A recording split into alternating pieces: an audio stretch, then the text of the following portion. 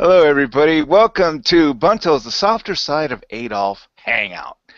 Uh, I have a fabulous panel starting off. We have Mr. Donald, we have Hades, we have Pyong, Sokka, and of course, Aaron. And what we were figuring out for a party line for our discussion for what we want to talk is talking about evolution in the general sense. Please go ahead, Donald.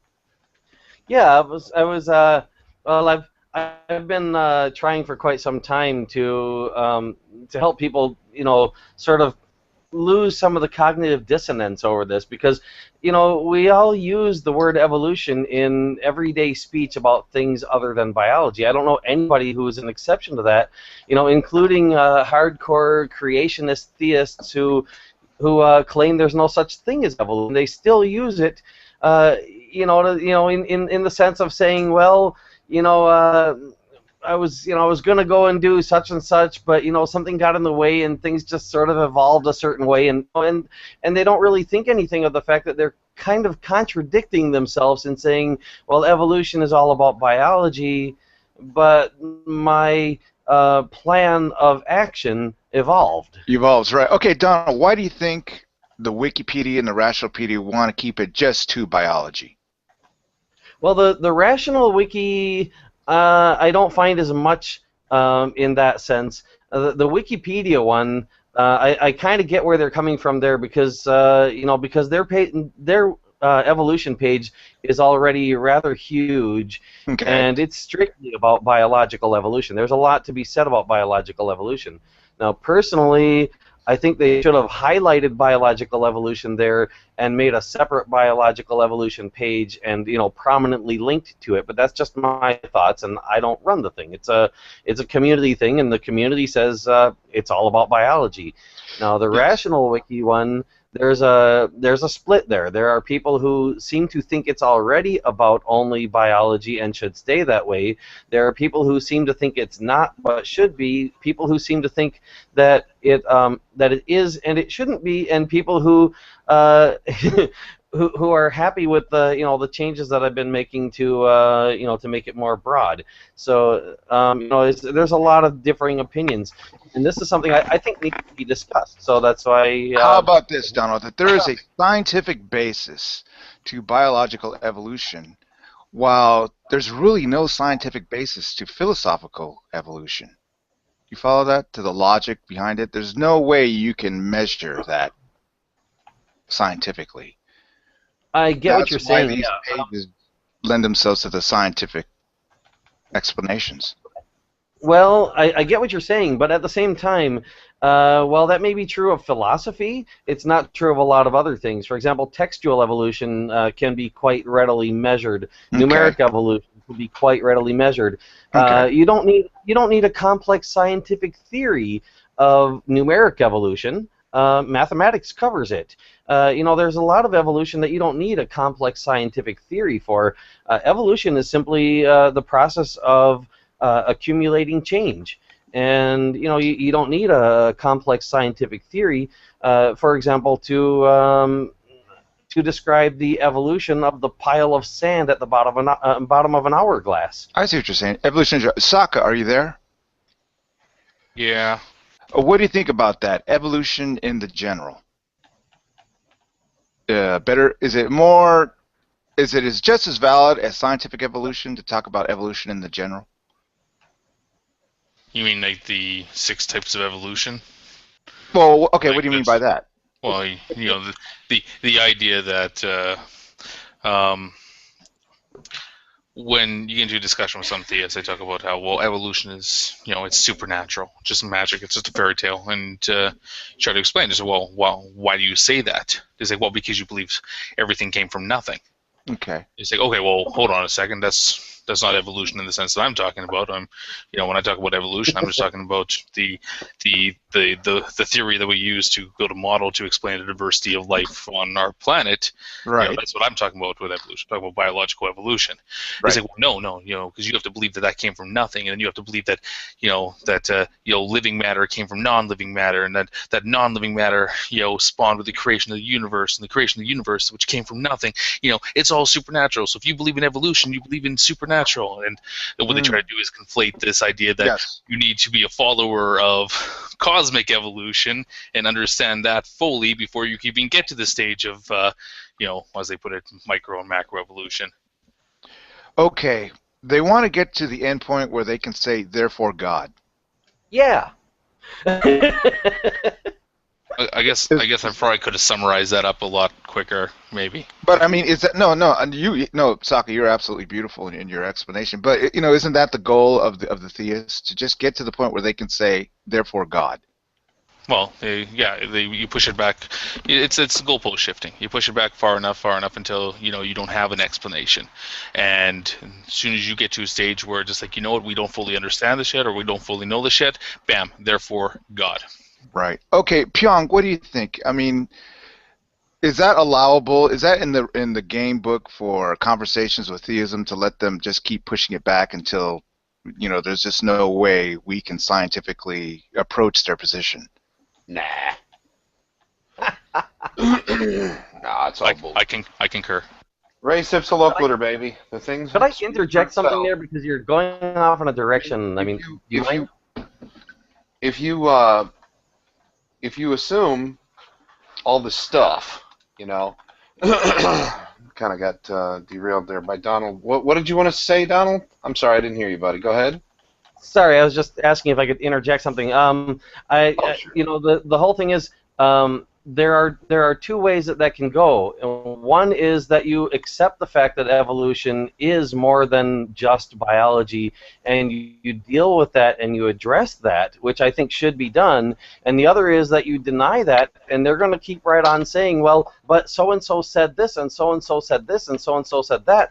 And there are scientists out there using evolution in those terms. And the problem is that, then we're basically calling our liars instead of addressing it and saying, yes, evolution is not just one thing. Evolution is a range of things when you look at them in specific contexts. But evolution as a whole is the simple process of accumulating change, and that is true of every single one of the different contexts in which evolution is found. Pyong?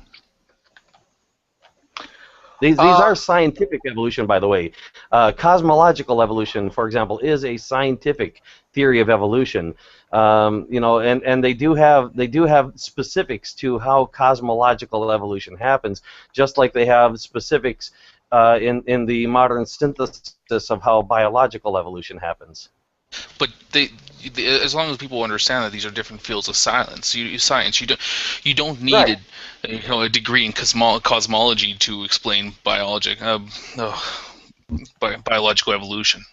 Right, nor do you need a degree in biology to explain cosmological evolution, nor do you need a degree in either one to explain textual evolution. If I type the word hello, I start by typing an H, I add an E to it. That's, I started with nothing, I added one thing, that's a change. I add a second thing, that's another change. I've now accumulated a change. It has become evolution. I add an L, that's continuing evolution.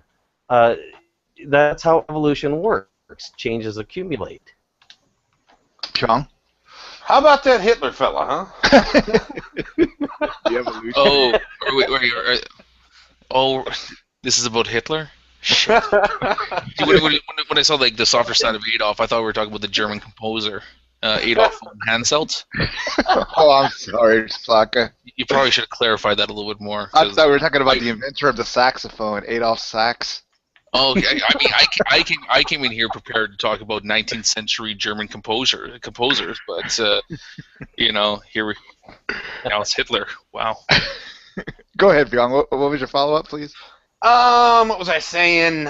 Oh yeah, about the nonsense of walking it back. It's pretty simple for me. It all comes back down to evidence, and it's just a kind of an obfuscation, But I don't require. What's that, Donald? Go ahead, buddy. Oh, I just said, yeah, there's that. Yeah. Okay. Well, how about this, gang? Should we be as expansive as Donald is with his concept of evolution? to like almost, it's like philosophy, It's, you know. listen, no, Donald, please don't take this as an insult. It's not meant that way, but it's almost like you're talking about, a synonym for Variation. change. Yeah, change. Well, That everything if I changes, can, everything develops. if I I can mean, I'm not really. clarify, if I can No, clarify, that's not necessary. change, No. change, Okay. change is not an ongoing event. Change is something that happens. You change your pants, you change your hair, you change your mind. Evolution is the accumulation of change. If, for example, you are thinking of going to the store and you change your mind and decide not to, and then you change your mind again and decide you will go after all, that's not evolution. You didn't accumulate any change there. You just changed it and changed it back. Martin, are you there? Welcome to the show. Yeah, Hi, I don't Marty. really bad right now. Oh, okay. Sokka, how do you conceptualize evolution on the whole? Much like Donald, or just specifically to scientific basis? Well, it depends Again, it depends what we're talking about. Like, if we're going to be talking about Context. yeah, that's exactly it. Is that if someone wants to bring up the topic of evolution, especially in the theist, or if you're dealing with the creationist who wants to talk about evolution, then it becomes really important not to conflate terms. Is that are we talking about the explanation of diversity of life? Are we talking about abiogenesis? Are we talking about how the universe formed? What context are you using evolution in? Okay, because I'm pretty sure you're not. We're not talking about the evolution of dance. So let's Right. let's get to a point that we understand what we're talking about. So okay, great. You want to talk about how can a dog become a non-dog, or some stupid idea of evolution they have there. Fine. Let's talk about evolution. Let's talk about why you're not fully understanding the terms here when it comes to biological evolution. That's great. But at that point in time, if they start to try to roll it back to abiogenesis, then I'll let them know. Like, listen, this is a completely separate topic. We Right. can touch on that if you want, but in the context of what we are talking about right now, we're only talking about biological evolution. If the theists did that in a sort of methodological and scientific way, rolling back, would that still be valid? No, I mean, no, I know it that. wouldn't. Okay. It wouldn't, because I mean, like I said, is that the evolution is a word. It's not necessarily evolution by itself is not just a field of science, like a single field of science. Evolution is a descriptive word in how Donald says it, how things change over time. So, but that this is one of those things that you have to prefix it, or you have to attach it to what you're actually talking about here. If you want to talk Right. about planetary evolution, that's great. Right. Now we know what we're talking about. If you want What- to talk about organic evolution, great. I know what you're talking about. Chemical, that's fine. But you have to have those fields. You have to understand that the evolution itself is not some wide-arcing field that Very covers good. everything from the creation or the the beginning of our universe Very to good. where we are now. Well, how about this? What hurts the theist is his presupposition that there is a God, that we question his honesty of that's approach. the big thing. Can But I I mean, say? go ahead, Don. Okay, here's the thing, and this is kind of what what Sak was saying is sort of what I was getting at. That when you talk about evolution, if you're talking about evolution in the context of biology, you can call it evolution and be talking about biological evolution. If you're talking about evolution in the context of cosmology, you can call it evolution and be talking about cosmological evolution. Prominent scientists out there have put them together and said, "Hey, look, the universe started out with energy. It evolved into matter. The matter was mostly hydrogen, but that evolved into heavier elements, and it collected together and became stars, and the stars evolved into supernovas, and the supernovas produced heavy elements, and so the heavy elements evolved, and the heavy elements collected together and evolved into molecules, and the molecules evolved into life, and the life evolved into us.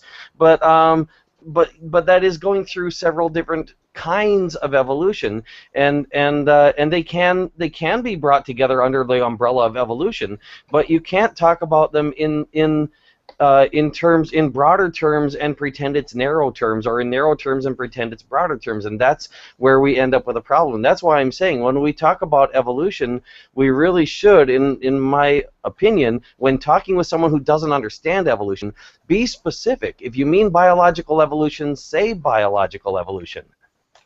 Very good, Donald. Well, and I agree with him there. That's what I'm saying out here. If someone asks a question about do you believe that we evolved from fish? Okay, that's fine. That's a question that has to deal with biological evolution. So what we're going to do here is we're going to talk about the slight changes over time in a group of species that can allow them to change essentially from one species to another, and how they can develop along that way. That's great, because that's what we're talking about here. Because now what we're talking about is the model that is formed around biological evolution. Is that that the model that is formed to explain, like I said, the diversity of life is now what we're talking about here. But now if you want to go back to say, well, okay, now do you believe that came from non-living organic matter? Okay, well, that's a completely different model. The models that I'm talking about here to explain this here have nothing to do with what you are now proposing at this end. Yes. So, this is why I say this. You are now pulling this into a different field of science, and that different field of science is not the evolution we were talking about. We have a different name for it. It's called abiogenesis, or whatever the context they want to go back. If they want to go all the way back to like cosmic evolution or whatever. Well, that's chemical evolution, actually. Abiogenesis is chemical evolution, and there again, adjectives. It all depends. The context again that I'm using in this here is the 6 types of evolution as outlined by William Lane, or not William Lane Craig, sorry, Kent Hovind, where he put organic evolution as basically the explanation of how non-organic matter became organic matter. It's not right. Yeah, that can fall in line with the chemical evolution, but that's where I'm saying. Level. But that's why I'm saying, when instead of telling them, well, that's not evolution, like that's what usually gets said, and then they can look in some book or some documentary and see some prominent scientist or the documentary narrator or whatever calling it evolution. Instead of doing that and making it look like we're all lying, why not just be honest and say, well, yes, it's evolution. If you don't know what kind it is, well, then say you don't know what kind it is, or But I mean technically abiogenesis is chemical evolution. That is the evolution of molecules into different kinds of molecules. Very good, Donald. Has anybody ever accused you of lying when you're just talking about evolution? Yeah. Somebody has accused you of lying. Okay, what happened? Oh, yeah. Well, it's happened so many times. I don't think I can narrow it down. I mean, why would they question your, if you were being ingenuous? Why? I mean, just because of your position? Mainly because most of the people I talk to evolution about are usually creationists who believe there's no such thing, and I believe there is, and I can demonstrate it to them. And for example, what I mentioned earlier about simple textual evolution. Well, it goes to follow, Donald, that those people will always call you a liar. I mean, that's their, that's the pillar of their position. That evolution doesn't exist. No, as a matter of fact, you only asked if I've ever been called a liar. You have not asked if I've had anyone turn around and say, oh, yeah, I get it, you're right, and change their entire viewpoint. And I have had that happen also many times. Oh, interesting. Well, that's very good. Donald, okay, very good. Aaron, are you there? Yes. Do you like talking about evolution? I mean, you just strike up conversations with people about evolution. Yeah, I have some interest in evolution. I mean, the only thing I could really think of is like how does a monarch butterfly evolve to kind of be poisonous to these other creatures? And I've seen people say like,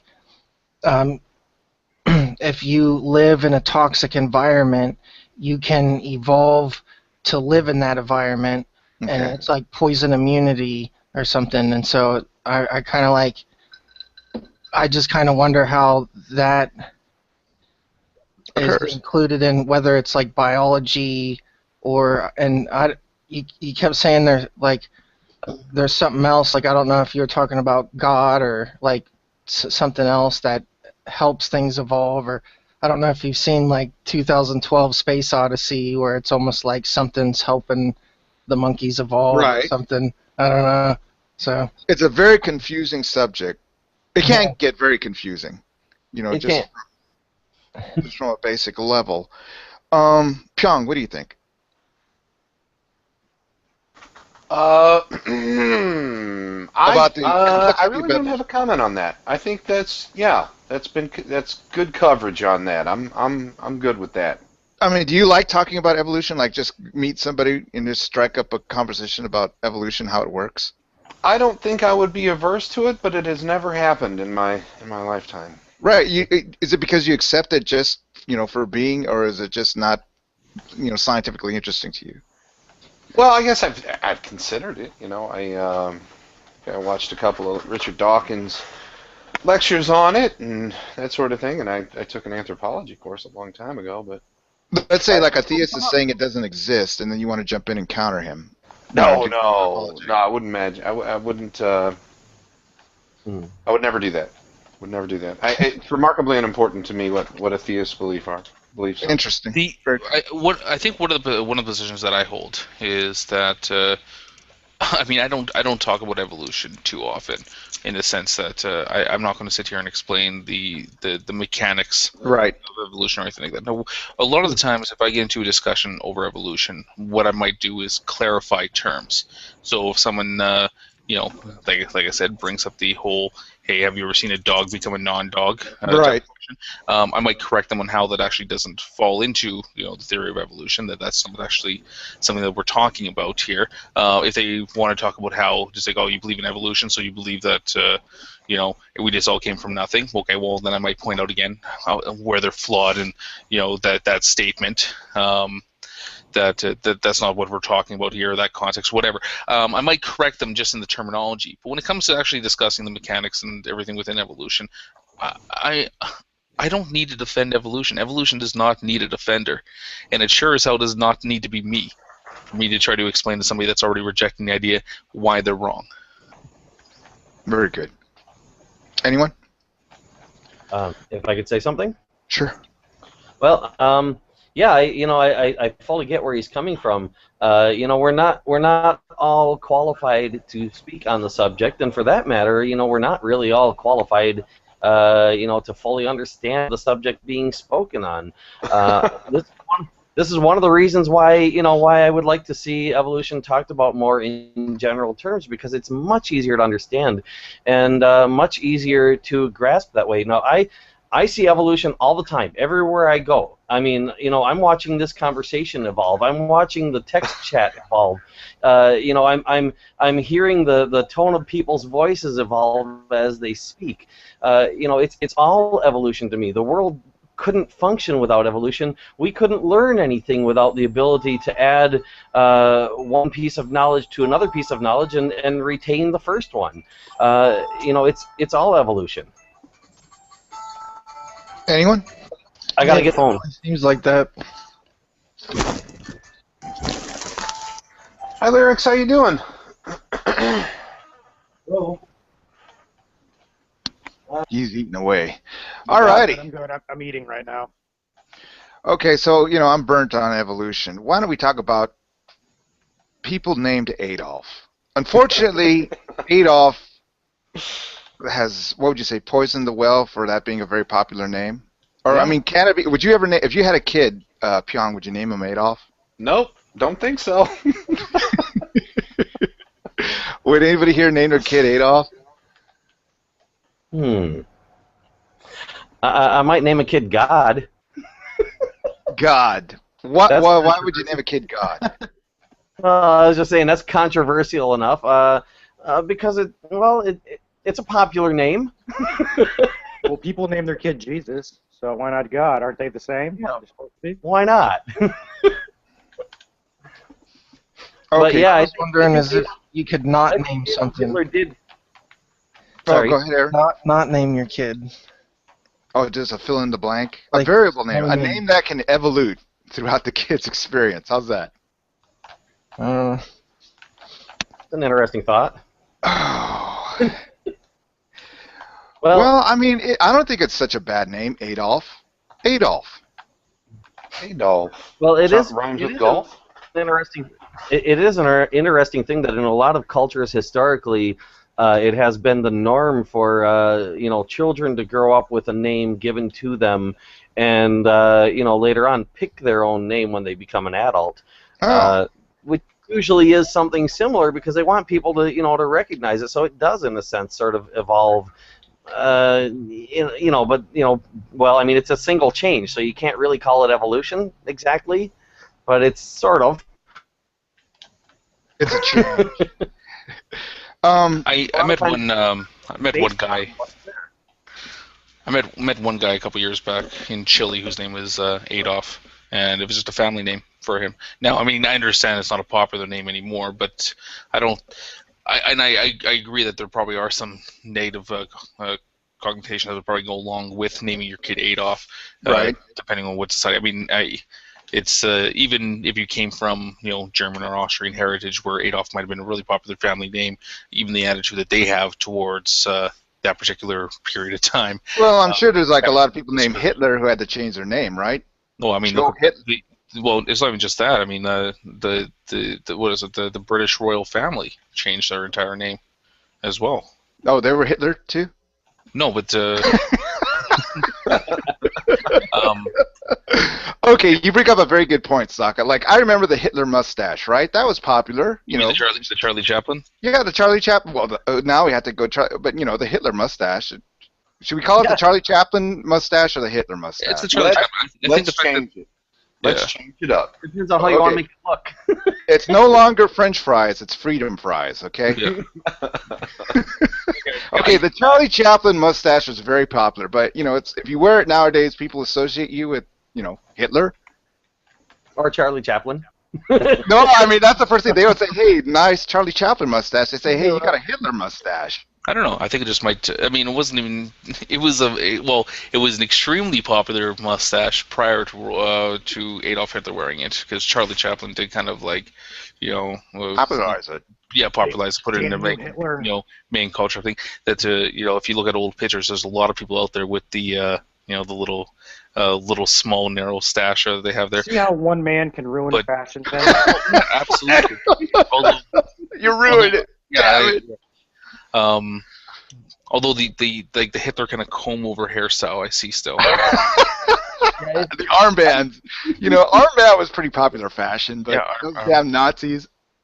I find the psychology behind the whole thing rather interesting. I mean, if you think about it, flip the thing around and just imagine this scenario that that somebody's got a mustache like that, and they just changed their mustache and it looks that way, and somebody that's known them for a long time sees them and says, "Oh, that's hideous! You got a Charlie Chaplin mustache," and they say, "Oh no, it's a Hitler mustache." And oh, in that case, it looks all right. Yeah, that's weird.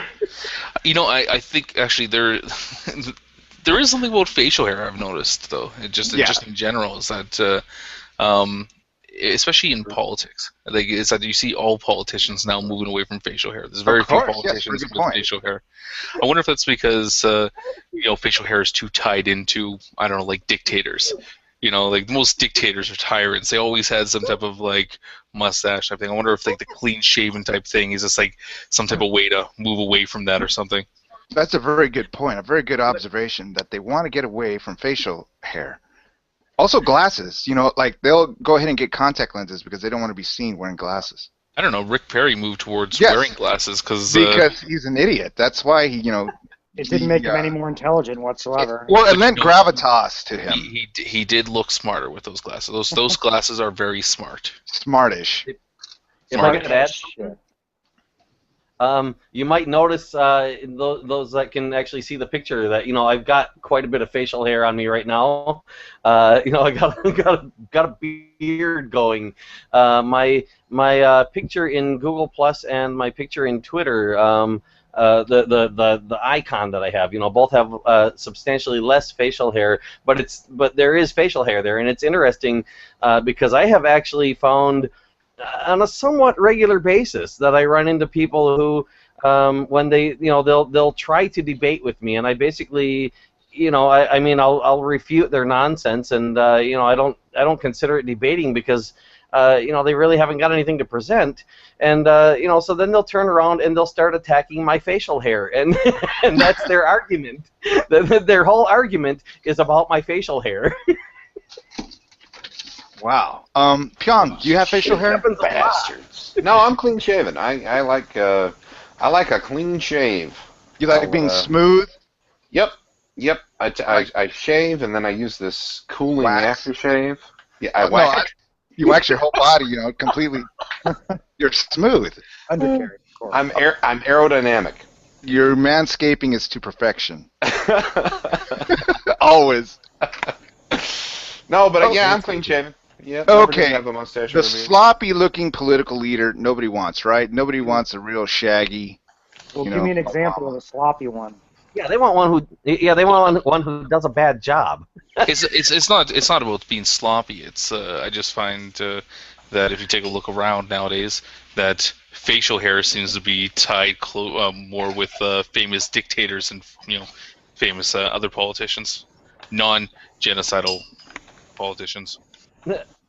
There's not so many clean-shaven dictators like North Korea. Vladimir? But that's only because he can't grow facial hair. He's like 12 years old. Oh, okay, I see. There's a scientific basis behind that. Okay. Well, Vladimir Putin. Yeah, that too may evolve.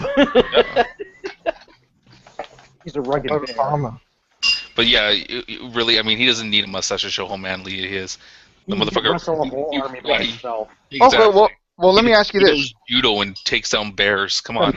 Right. I mean, can you not appreciate Vladimir Putin's macho? I can. I mean, he's a very assertive alpha type. He doesn't love balls in their You know what? Whoever is like doing like his public relations in Russia should work for the Republicans in the states, because you know what, people would eat that shit up. I mean, if Mitt Romney was running for president again, and there was like pictures of him like shirtless on a horse, like petting a tiger and like fighting like Mike Tyson, the average idiot would fucking vote for that shit.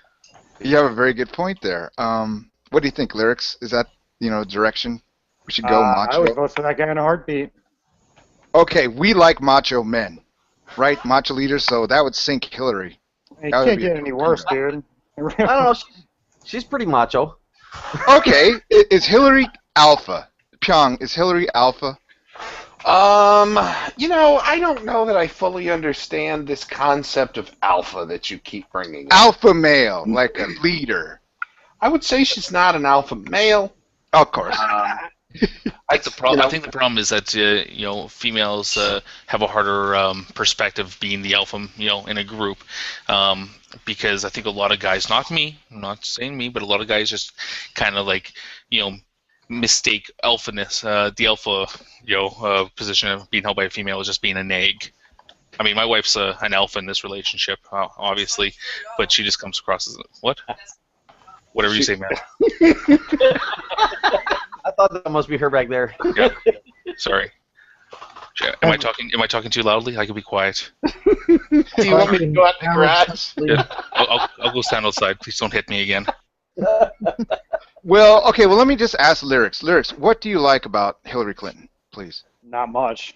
Why not? Really? What's wrong? I'm not a fan of politicians in general. How would we put it like that? Is it like the media has poisoned the well there, or is it actually her own personality you don't like? I believe that in the system that we have now today, someone that wants to actively pursue a politician career does not have my best interest in heart.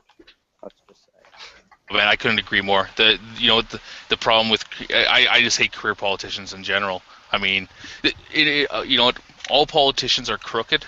It just comes down to how crooked are they, and it just turns into a competition of to vote for the the person you think is least likely to fuck you over. Pyong? Yeah. I mean, it's hard to believe that. I mean, with regard to Hillary Clinton, I have no misconception that they have my interest at heart per se. I think that they want to, do a good job, but what they consider or what metrics they look at for doing a good job really, unfortunately, has little to do with me as a citizen anymore. So. Should I hold Hillary's career ambitions against her like Sokka? I don't know. Yeah, I mean, you got to get somebody in there, So. But I mean, she wants to be the leader of this country. Yep. Or does she just Why on want the earth would you status? want that? Why on earth would you want to be the leader? That's a very good question, Lyrics. Why? I think I know. Go ahead, Donald. It's different for different ones, but in Hillary Clinton's case, I think she actually thinks that she can do some good. Not necessarily. I'm not necessarily saying for what group of people or for everyone. I don't know, but she seems to actually think that she can do some good. I observed this when she was running against Barack Obama. She was desperate to stop him until she found out that he actually could win, and then she's turning around and going, well, hey, I support him. And I really think that the whole thing was she was thinking, better a Democrat than a Republican, and if he wins the primaries, the Democrats would lose the general election, and the Republicans would win because he turned down certain money you weren't supposed to turn down. That was actually something I spent 3 hours, by the way, explaining to his Senate staff why to have him do. What do you mean? He turned down public financing, but that would obviously have been a limitation for him. Is that what you're referring to? No, specifically the money from Washington lobbyists and special interest groups. That was the stuff you don't dare turn down, because those are the people who decide who wins the general election, or so it was thought. Okay. Hi, Fiction. Hey, Fiction. Welcome to the show, honey.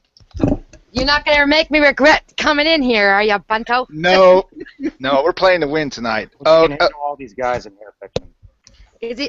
Can I ask the room? Is he behaving himself? Never. Never does. Let me ask you this, Fiction. Do you like Hillary Clinton? Holy shit! Nothing like nailing me since I get in here, eh? I just got in Why from not? work. I don't waste time, honey. I just go right for the jugular. Okay, ask me again. What? Do you like Hillary Clinton? Do I like Hillary Clinton? No, she's an evil bitch. Okay, why? Okay. Why is she evil? Please. I don't know. Ask her. Well, okay. I mean, Bunto, can I ask you some other stuff? Why do you perceive her that? Here's one of the things is that what do you mean by like? well, okay. Okay, it's a very good point, Si. Do you respect Hillary Clinton? How's that? No. Why not? Because she's an evil bitch. Yeah. But again, what does it matter if you respect her or not? Well, Okay, I mean, the appeal of a candidate. That's what I was thinking, Sokka. Go ahead. Might I remind you, I'm Canadian, so. yeah, Oh, I know. who cares what the appeal of a candidate is? Like this is the problem. It's not you're not voting for fucking prom queen here. Okay, like I don't give a fuck what their personality is. Like I'm in Toronto right now, where I'm pretty sure. That's why Obama won in 2008. Absolutely, I'm sure he did have a good personality. Mitt Romney was a fucking No, 2008. That was Sorry. McCain. Well, yeah, I mean the Republican candidates that they put out there like have personality of a piece of driftwood, but it's still the problem that people are voting for the people that they want to have a beer with. Who do I like? That's a problem. It is a problem because I don't care whether or not I like somebody or not. Okay, if I'm not voting for my new best friend, I'm voting for the person that I think is going to do a good job. Anybody? Okay. Is anybody curious? I'm wondering, is anybody curious why I told Barack Obama's Senate staff to have him turn down the money that they figured nobody could win without? Okay, why? Really? I love you, Colin. Go ahead, Donald. Why? Because Nutshell. here's what happens out there. Because of the fact that we have no ability to directly vote against someone, if they can turn us against someone, that encourages us to vote for whoever we think is second most likely to win compared to them. So as long as they've got two horses in the race, so to speak, they can turn us against their plan B in favor of their plan A, and if that fails, well, then we heard about their plan B, so we'll vote for their plan B instead. It's a win-win situation for the people that control the money, and this is basically what I did. Is I told them like I said, it took 3 hours to explain. I'm not going to go into that much detail here, but the basic concept was you turn down this money and you tell the people you're turning it down. And if you don't turn it down, if you try to say I'm running a clean campaign, these guys will slander your opponent on your behalf, whether you like it or not. And the people are going to look and say, oh, he's not running a clean campaign. He lied. So this was the idea of saying he's running a clean campaign and turning that money down. Okay. Pyong, did you look at Barack Obama as the clean candidate in 2008? No. I didn't look at him as a clean candidate. No. As far as slandering his opponent? Pardon? As far as slandering his opponent? Slandering his opponent. Well, they all do negative. Isn't that pretty standard in the United States? Well, did he slander Hillary? No. No. Well, what's slander in the political? In fact, I believe Hillary was trying to get on him for Repco. Remember Repco? Remember that guy? Yeah, I think Hillary came off kind of as a little bit of as a shrew, a little bit, and then she had some significant money problems. She had some inertia problems, because once you get behind, then it's harder to raise money, and then it's harder to get back up again. So, I don't think she had a chance of winning. I think she would have stayed in it if she thought she did. But anyway, no. I think they went negative pretty early in the primary. I was surprised by that, but go ahead. The only way, up near the time where Hillary dropped out of it, the only way that she had any chance of winning at all is if Barack Obama dropped out of the race, either intentionally or got killed or something. As a matter of fact, I think that's actually why she brought up the possibility of an assassination. I'm not saying she wanted him dead, but I think she was that desperate to keep the Republicans from winning. She would have considered that an acceptable sacrifice. Well, okay. Well, let me go ahead and nutshell this. I mean, are we going to vote for the clean candidate? Is that what you're trying to say, Donald? Rather than somebody we feel is capable, well, has the capacity for the job? Right now, I'm not sure what the mode is out there. I've been busy with other things, but at that time, yeah, that was very much where our country was at. Is somebody who's looking a little more honest, who doesn't look like they're just gonna screw us over like they screwed their opponent over. The smear campaigns were just ridiculous, and they're still out there. But I mean, things have changed a bit since then. Mainly because of the fact that he managed to, run a campaign with so little smearing in there. Well, I'll tell you what, that was then. Today is now. I can tell you for a fact Hillary's going to have a lot of problem with Benghazi for this election. No, I don't think so. Oh, you don't think so? I think it's... Well, I think they're going to try to throw everything against her. They're going to do a lot of opposition research. But Benghazi, I don't think that's a big deal. I don't think most people give a shit about Benghazi. Okay. I think can't they not have hearings? During her about Benghazi for like 2 weeks. What's that? Benghazi was a big deal for like 2 weeks, and then there's a trickling down of. But I imagine they can, they're going to be leaking out, tasty little tidbits all during her campaign about Benghazi, and probably having hearings during it. They're gonna. Well, no, ISA's done with the hearings, and they all signed off on it that there was no wrongdoing. Okay. So that's why I say it's probably gone. But they're going to throw the kitchen sink at her, and if Benghazi happens to stick, then so be it. They're gonna say that she's everything you could, every negative connotation you could put against a woman, that she's bossy, that she's a shrew, that she's unstable. They're going to throw everything at her, and they're going to see what sticks, and whatever sticks, they're going to go for. Yeah. Hey, Tommy. Hey, Brojo. Political selection. Hello. Brojo, how you doing? I'm doing okay, except for a little neck ache, but I'm okay. You love the Super Bowl outcome? I did not like the outcome, but it was definitely a great game. I enjoyed the game. It was very interesting. That Loved was the highest. Loved the halftime show. Thought it was Oh, epic. Katy Perry, awesome. I have to see the clips of it. They said, I think on the news tonight, that was the highest rated show of all time. Oh. Okay. So I mean, those who want to naysay the National Football League, I mean, stuff that in your pipe. Are we going to transition into all the hidden Illuminati messages from Oh, the please. halftime show? Yeah, you should. Please. I'm into that stuff. The giant idol. Tiger idol. Pepto-Bismol stat. Some great commercials, too. How about the not-so-hidden ones? Because when I saw the the 2 dancing sharks and the 4 beach balls there, the first thing that came to my mind was Illuminati exposed. No, okay. Could they be more obvious? I mean, damn. I know. You know what Tommy gets what I'm saying. Okay, Sokka, you don't lend any credence to the Illuminati. Well, Mind if I've been trying to join for like 15 years, and Right. I haven't heard anything back from them yet. So I'm guessing they don't exist, because why the fuck wouldn't they want me?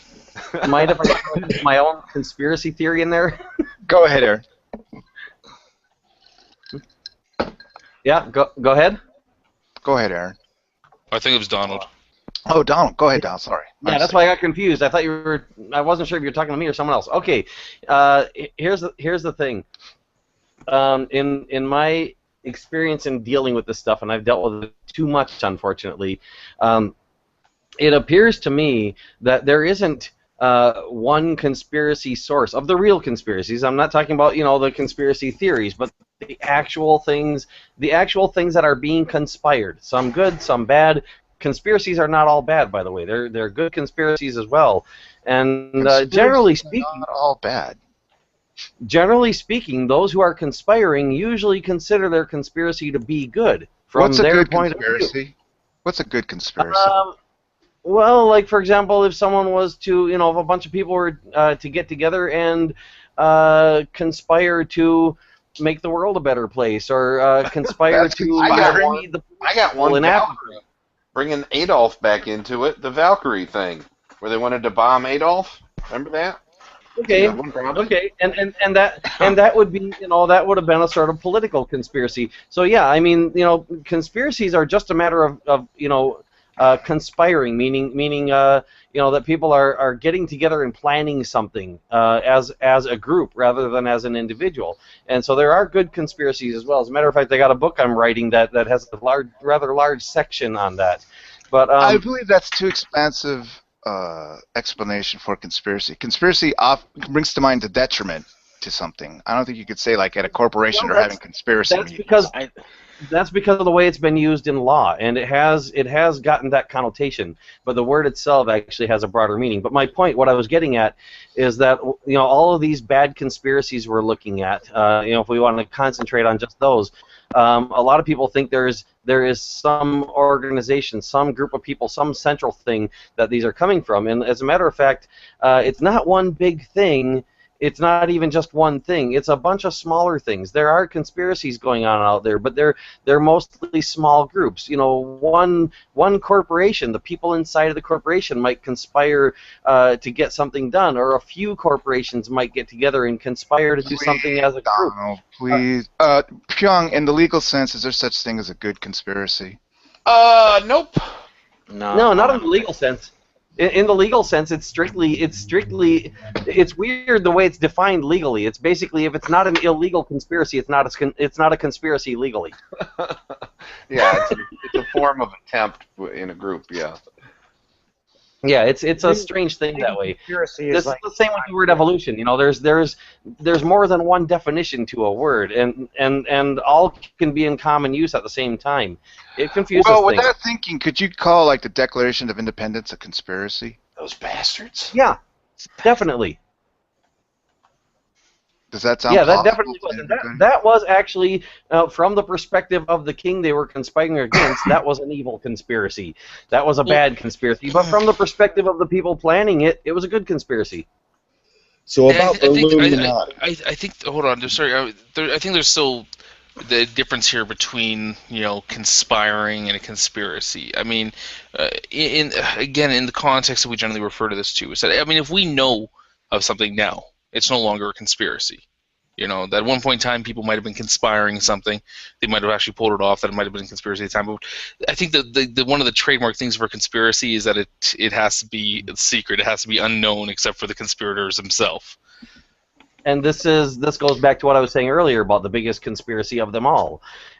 And this is one of the reasons why I'm trying to bring the use of the word conspiracy back in terms of something that doesn't have to be hidden. Okay, so we should start calling the Declaration of Independence, the establishment of our country, a conspiracy?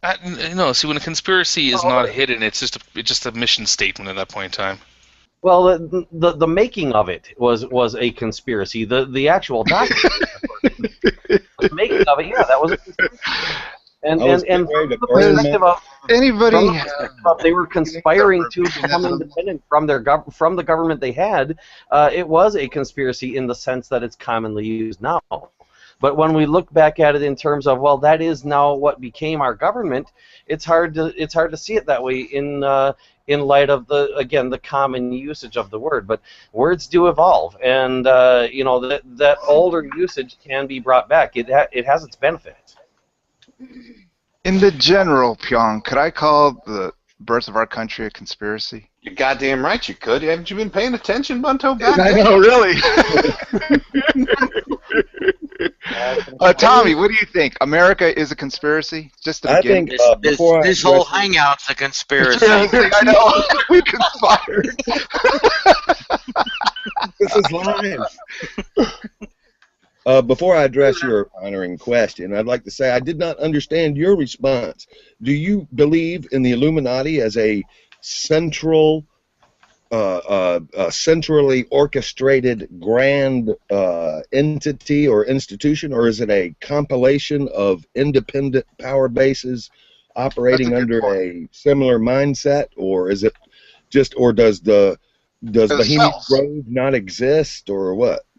That's a good point. I'm not sure. What do you think, Donald? I mean, is it centralized power or is it libertarianism? Well, one thing I found with the Illuminati, it's hard for me to say because it does seem to be very secretive. It's definitely out there, but whether it's one thing or multiple things, I'm not sure. I'm guessing multiple things. I did find out the hard way that the mafia is more than one thing. There's a bunch of different groups out there that call themselves the mafia, and are proud of it, and several of them seem to think that they're the original mafia and the other ones aren't. Whereas there are others who seem to think that the mafia disappeared and they replaced it. So it's a complicated thing out there. But but not many of the conspiracies come from these groups that we recognize as as having names that we think of as being sources of conspiracy.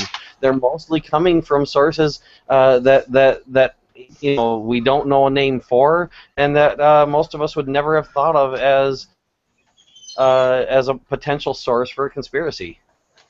Such as, for example, Corporation was to get together with, get some of their top CEOs or something together with some other large corporation, and and the bunch of them decide to, conspire to bring down the cost of purified silicon, or whatever the case might be. So that they can get something produced cheaper or whatever. That there are a lot of Procter and Gamble or whomever. Yes. Yeah. I mean, who exactly isn't really important, but my point is that that there are a lot of entities out there with the power to do quite a bit by themselves, and it's not uncommon for some of these entities to get together. Obviously, not everybody, not the whole entity. When you're talking about a big corporation with janitors and stuff like that, I mean, they're not going to get every single one of their employees together with another corporation, but that the decision makers, the movers and shakers, so to speak, of these organizations, of these entities, get together with those who can make things happen from other such entities, and together they make collective decisions and conspire to make changes. A lot of times off the books. A lot of times, in secretive meetings. A lot of them are secretive conspiracies. Very, very good. Very good. Go ahead. That sounds like a very articulate way to conceive of them, because them can be real and yet very foggy and ever-changing and vague, but it can also be very real. Yeah, and they love to point the finger at each other, but the ones they love to point the finger at the most are the ones we already know about. Okay. Well, let me ask Sokka a quick question. Okay, go ahead, Sokka. No, sorry, go ahead. I was going to ask Sokka, we are immersed in conspiracies. Why can you not lend them any credence? Okay, well, no. Yes, there are conspiracies out there. There are people that are conspiring to do certain things. That we know this. You know what? I want to kind of maybe go back and build on what I said earlier. I said yes, I agree with what Donald's saying. That there are people out there that are definitely conspiring to do things. There are we do know of conspiracies and such. I guess when it comes to the conspiracy theory, though, is that the conspiracy theory, the idea that the unfalsified, just kind of assertion of especially that there's a group of people out there, trying to get power or wealth or control over the world. I don't give a lot of credence to those theories. Well, if I can throw one out there, somewhat recently, there was this Ebola thing going on where there were. I don't know if it's still happening. It probably is, but I know there were people for quite a while there who were, saying, "Hey, if you're offered the Ebola vaccine, turn it down because it's the vaccine that will kill you." And there again, I have no doubt that that in itself was a conspiracy. The conspiracy to fool people into thinking there's a conspiracy and turning down these vaccines. The anti-vax. But that's different. I mean, like I said, is that that's just people being stupid. Yeah, I mean, the idea that this is a result of people that have these conspiracy theories, these ideas that there's some new world order, trying to establish a world government and abolish religion and bring back in Satan worship or whatever. Like the whole. You see this a lot, like with Vigilant Christian here on YouTube, with the Illuminati exposed, all that stuff. There is that the people. When people get to the stage where they get to the major conspiracy theories, the ideas of these this overarching force in the world that's actually controlling everything, and whether it's the media, or the halftime show at the Super Bowl, is that I think that what it is that these people are just these really avid conspiracy theorists that believe in these that there's people out there actually trying to control or kill them or do whatever, whether it's through aspartame or chemtrails or whatever. Is that there's this idea that I think that people just they don't like the chaos in the world, this lack of control. Something goes wrong, like like the Sandy Hook shooting or a terrorist attack somewhere, that it has to be a conspiracy, that the government has to do something there, because to try to sit back and think that that this was just some that the world is just this unpredictable place with no meaning, where there are actually people that have these that are doing these things. People don't like not having somebody to blame, and it makes it really easy to take all the problems that we have and just blame it on them. Why did this happen? New World Order, Illuminati. Agenda 21. Agenda 21. Oh. Yeah. If I can say something quick, because I got to get going. I just got a phone call. I'm needed elsewhere, but if I may, on the line of that, I think, as I said, I would like to bring back the use of the word conspiracy in terms of things that are not secretive and that are not evil, and be able to. I mean, we have adjectives. We can say, bad conspiracy, evil conspiracy, good conspiracy, open conspiracy, secret conspiracy. We have descriptive words for such things. It's the same as with evolution. We don't need to say evolution and have it mean every kind of evolution specifically, when we can say evolution and have it mean evolution, and we can say biological evolution, have it mean biological evolution, and so on. In the same sense with the conspiracies, well, in leaving, first I want to say thank you for... oh, you're welcome, Donald. Thanks for coming. Thank you for conspiring to communicate Yeah, together we're here. conspiring our meeting. Yeah, and you know, please, you know, if you would, when I go, carry on a little of that in my spirit, you know, you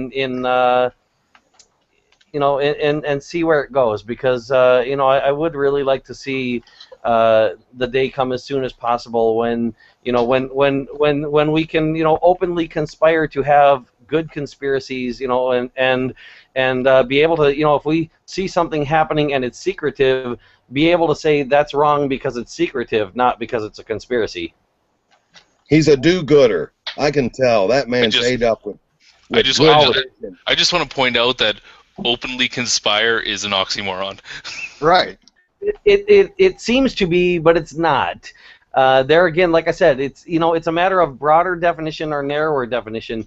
Unfortunately, we get accustomed to the narrow definition as the only definition we hear, and so it may take some time to get used to. But there's no definition of conspirator, or sorry, in conspiracy or to conspire that doesn't involve the word secret. Look it up. Yeah, there is. All Thank right. you, Donald. Amazing. Great job today. Fantastic. And I do thank you. It's too bad. Yeah, absolutely. It's too bad that your phone call is taking you away from us. Bye It's all bye. right. Invite me back again sometime. Okay. How do I disconnect this? Oh, I see it.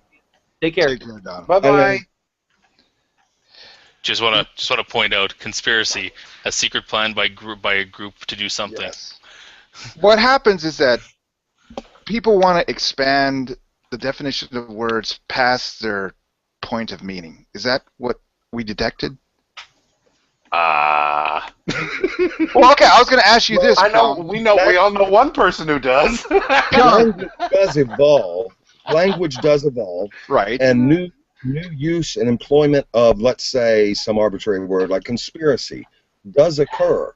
Like fat, P-H-A-T, new words, new use of words, groovy, cool.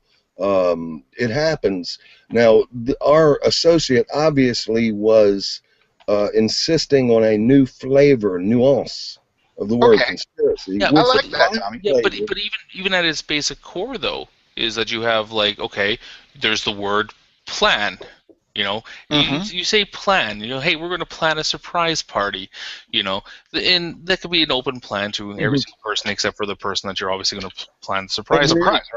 You know, but the moment that you can't use that as a synonym for you know, conspire. We're going to conspire, you know, to throw this surprise party. It is in violation of orthodox Webster's dictionary, conventional, traditional definition of the word conspire.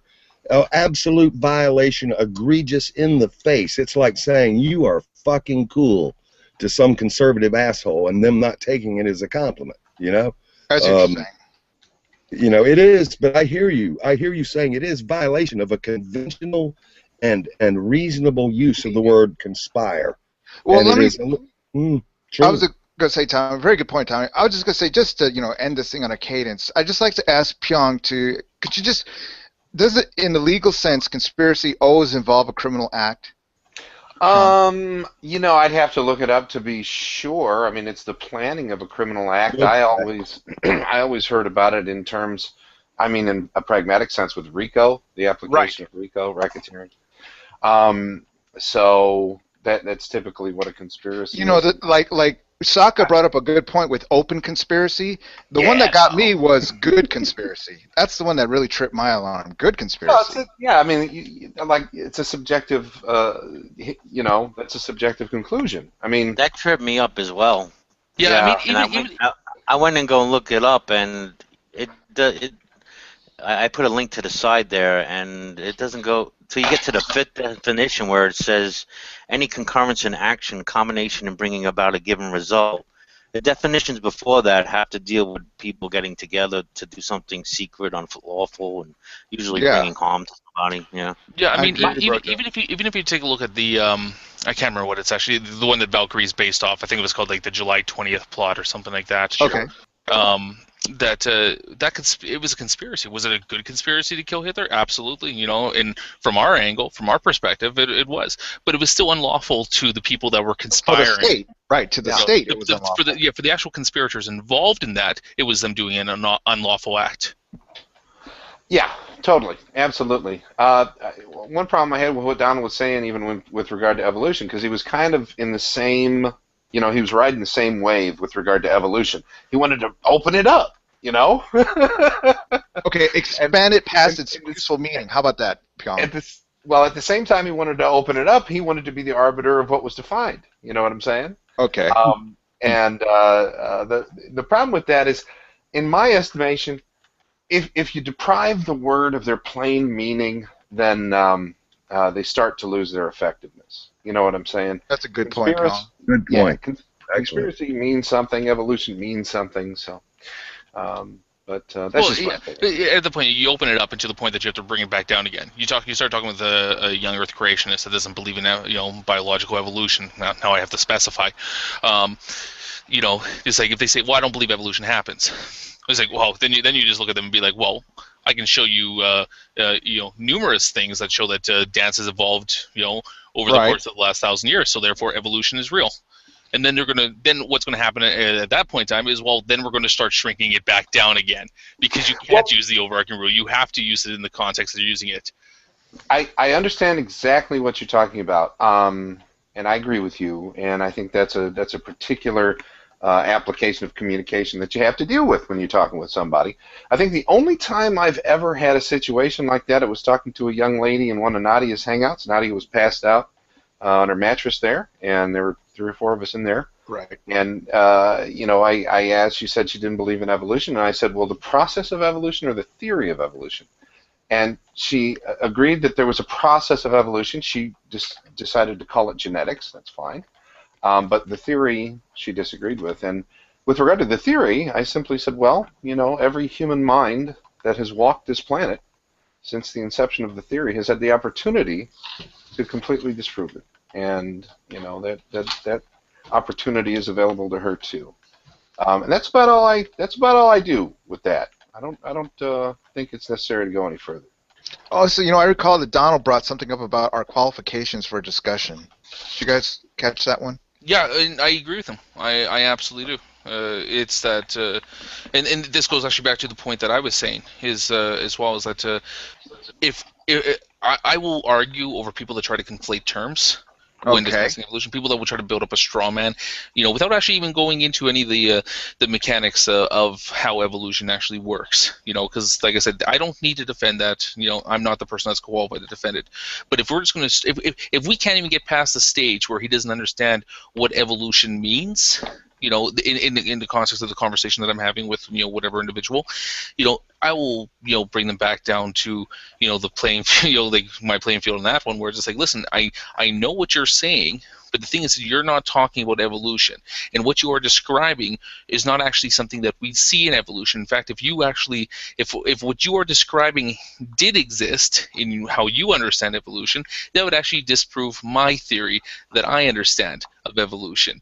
So let's we'll talk about what we actually mean when we're about what does the theory of evolution mean to me, like how does it work on the most basic scale. But I'm not a molecular biologist. I'm not all right. Okay, well, I'm not going to go into the further details past that. Okay, I give you that point, Sokka. I understand, but what I was thinking is that the person will always question your qualifications. See what I mean? Did you get that? If you say that none of us are qualified to have a conversation, then of course it follows that you could say your point very cogently, but then they say, "Wait, you're still not qualified." See what I mean? They challenge your authority if you agree to that, if you abide to the fact that nobody here is qualified to talk about evolution. See what I mean? In the general, yeah, we can, but the other person will always question your authority. But don't. But the other thing is not to bite off more than you can chew. I mean, Right. I give you that. yeah. Like if you want to, if you really think that you're confident enough to stand there and try to teach somebody an entire year worth of university biology Okay. and to try to explain something, go for it. I'm not going to do that. Okay. Let me give you an example. The theist will say that theology has validity much greater than I give it credence. Right. That theology is very credible, for even scientific advancement. Have you ever run into those theists that say, that all of our great discoveries technologically were by Christian scientists? Mm-hmm. Yeah. I mean, not Christian science or religion, but Christian God-believing scientists, right? So they want to say that theology has great merit in the whole scientific endeavor of science. Has anybody ever come to that?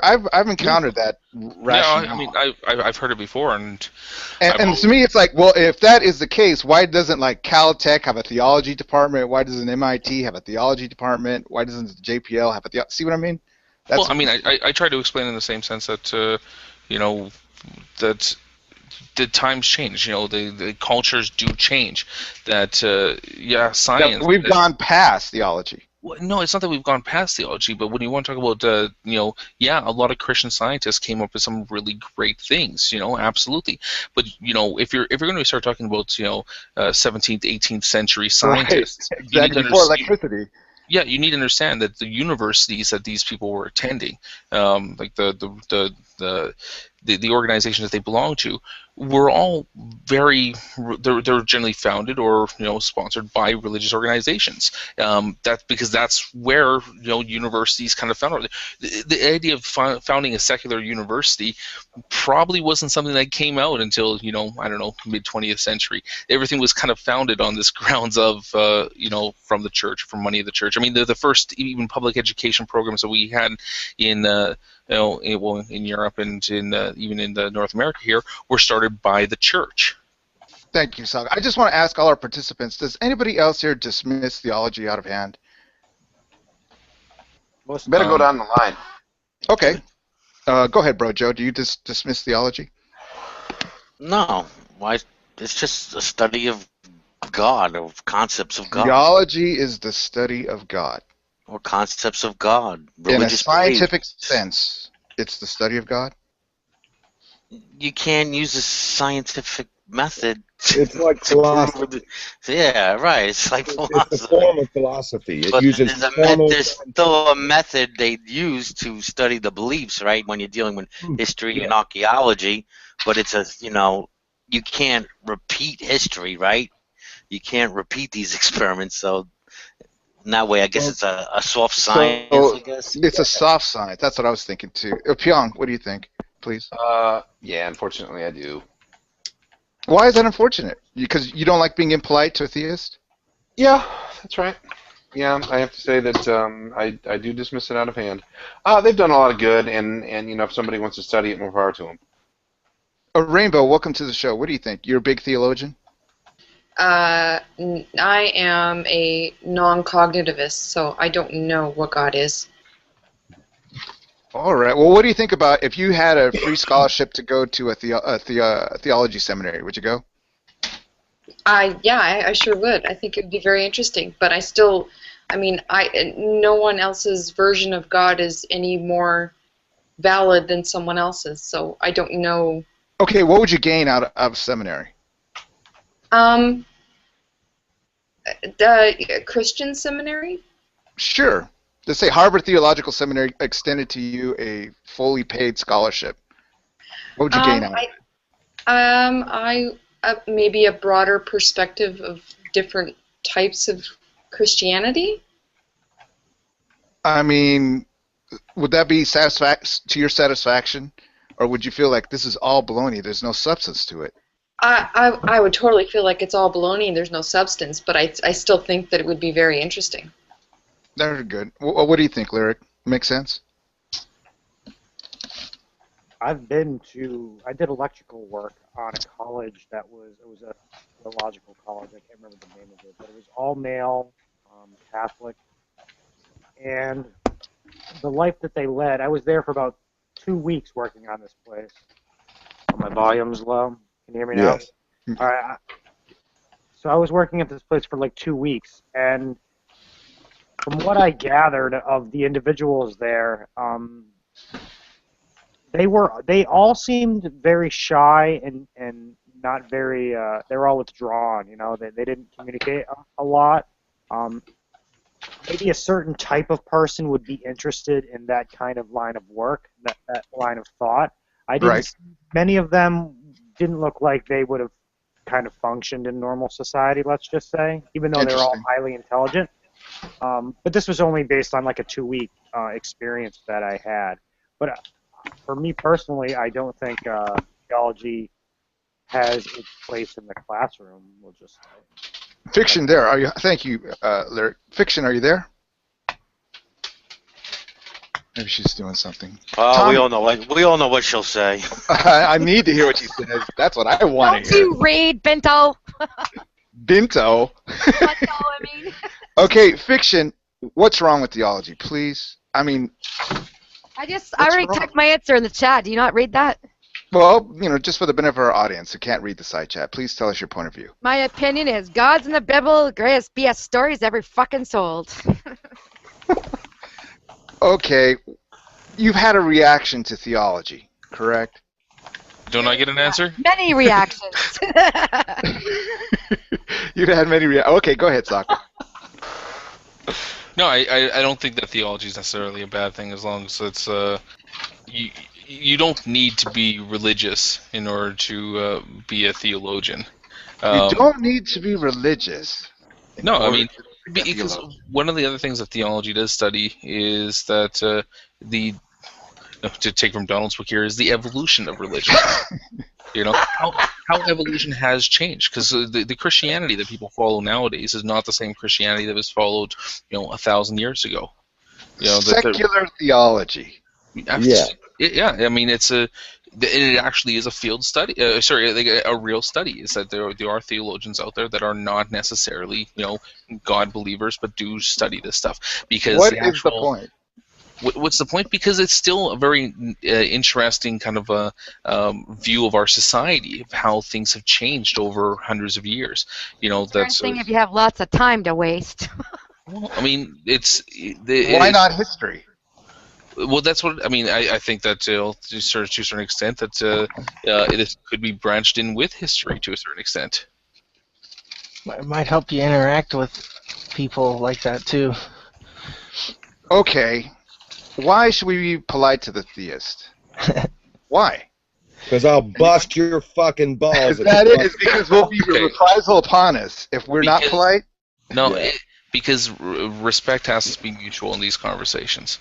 If you're going to come out, okay, here's the thing. Respect has to be mutual in these conversations. I'm fine as long as you're a human being, but if you act like you're full of God and all that crap, then sorry, you lose my respect. Well, you need to understand that these people, when you're getting into a conversation with a theist, they're not trying to lie to you. They're not trying to mislead you.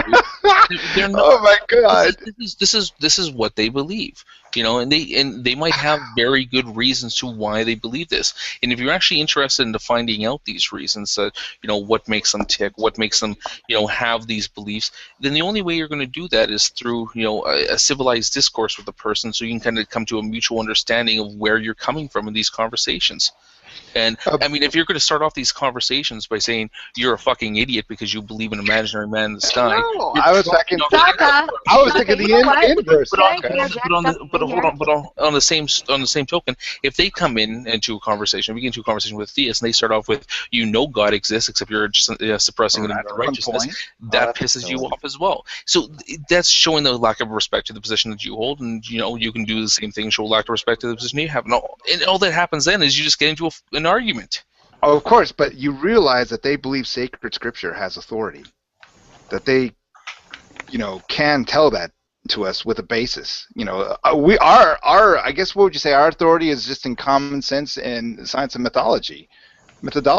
I mean, you science can't has reason disproved with an God. extremist. You can't reason with them. You can't reason with an extremist. God damn it! Can't people get that? You're just gonna go around in fucking circles and insanity. That's all it is. Sokka? Well, so then, okay. So what's the point at that point? I mean, or you just want to get there and sit there and get into a screaming match with them, or do you want to actually, engage? I don't bother with them. Why bother? It's a waste of fucking time. I got precious time on this earth. We got an average of what, 70 years? We want to make the best of it. It's a waste of fucking time. Then why are you on Google Hangouts talking about it? I don't know. Well, I got invited for the here. benefit of the audience. For the audience. Her position. I see there's great validity. Yeah, in it. you've got an important opinion. Deep breaths, fiction fighter. Deep breaths. Well, I was going to ask Brojo, does it not say in the scripture that those who do not believe in Jesus are children of the devil? First John? I think it was Jesus. He was addressing the Pharisees, I think, at the time here. No, I believe in First John it says if you do not believe that, he was the Son of Man, you're children of the devil. There's two things: there's children of the devil and children. I don't. Yeah, it's John 3:18, right? Those who don't believe him are already damned. I remember that one. Mm-hmm. And you have the parable of sheeps and goats and wheats and tares, and yes. Well, the point is, what I'm trying to say is they don't respect our position a priori, right? Exactly. How about this for a question? Show me one Christian who's not a hypocrite. Show me one Christian who's not a hypocrite. I can respect your opinion. Hold on. I can respect your opinion, but also disagree with it, right? I like Saint Tommy. I'm not going to call Saint Tommy here a hypocrite. I'm not going to say that he's a liar or anything like that. I do think hypocritically at times about theoretical things. I won't say theological things. I'll say theoretical things. But I am no hypocrite, I hope, in your eyes. But I do think hypocritically, even if I'm delusional in my hypocrisy. Thank you, though, for your certification. Thank you. Hey, St. Tommy, am I going to hell for blasphemy? God damn if I know, sis, but I don't think so. I love it. I think perfect, Tommy. Because you know hell doesn't exist. It's fucking already here on I Earth. don't know shit doodly, sis. You're dreaming over there. We're all hypocrites. Okay. Well, we all think hypocritically, maybe, Bro Joe, at times.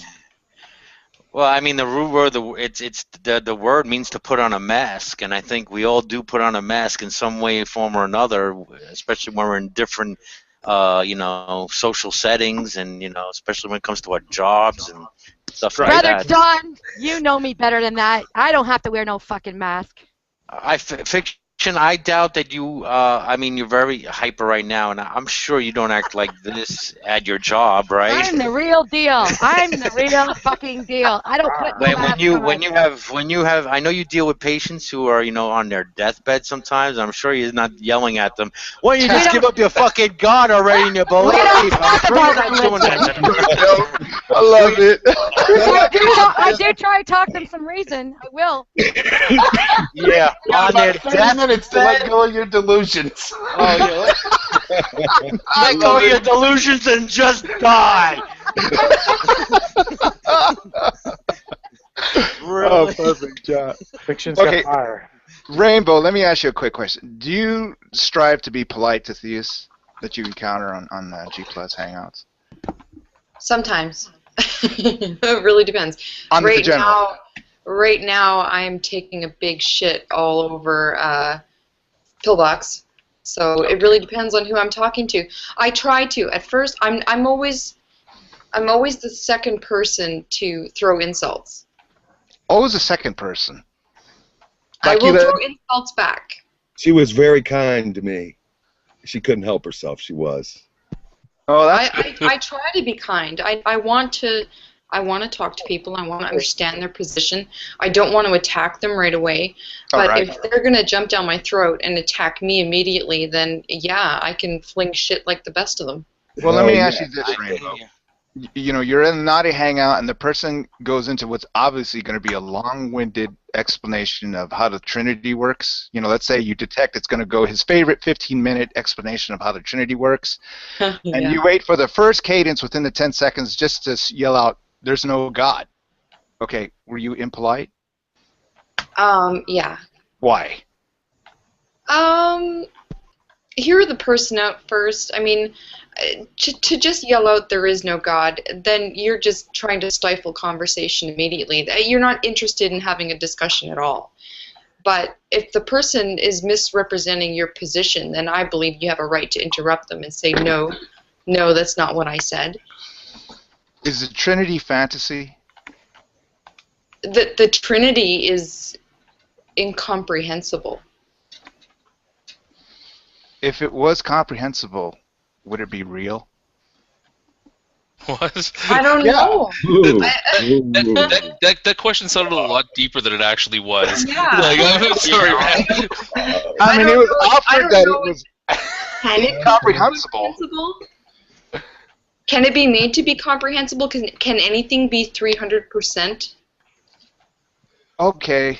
It is a legitimate concept, a primitive, legitimate concept describing something that plausibly, that some claim may exist. It's a working word, Trinity. Okay, let me ask Pyong this question. If it's a philosophical question, please take Pyong. Do real things have to exist in our reality? Oh boy. Can somebody else take this one, please? Do real things have to exist in our reality? Okay. Yeah, for me, I would say that's a tautology, and I'll go with it. Well, Rainbow Martin? said it was because it was incomprehensible. Okay. I would say no. Do you trust what you see and feel, or no? No. I mean, not you, but just anybody. Mm-hmm. Good point, Aaron. Not completely. Absolutely, because I'm not brainwashed. I could be brainwashed. I always try and keep that in mind. I could You're be just so brainwashed you don't know it, Fiction. There you go. I don't think so. They can't hypnotize me either. Okay, Pyong, would you object if somebody said the Trinity was real? Oh, Jesus, no, because I can, if somebody is a believer and to them the Trinity is real, then okay, I'm all right with that.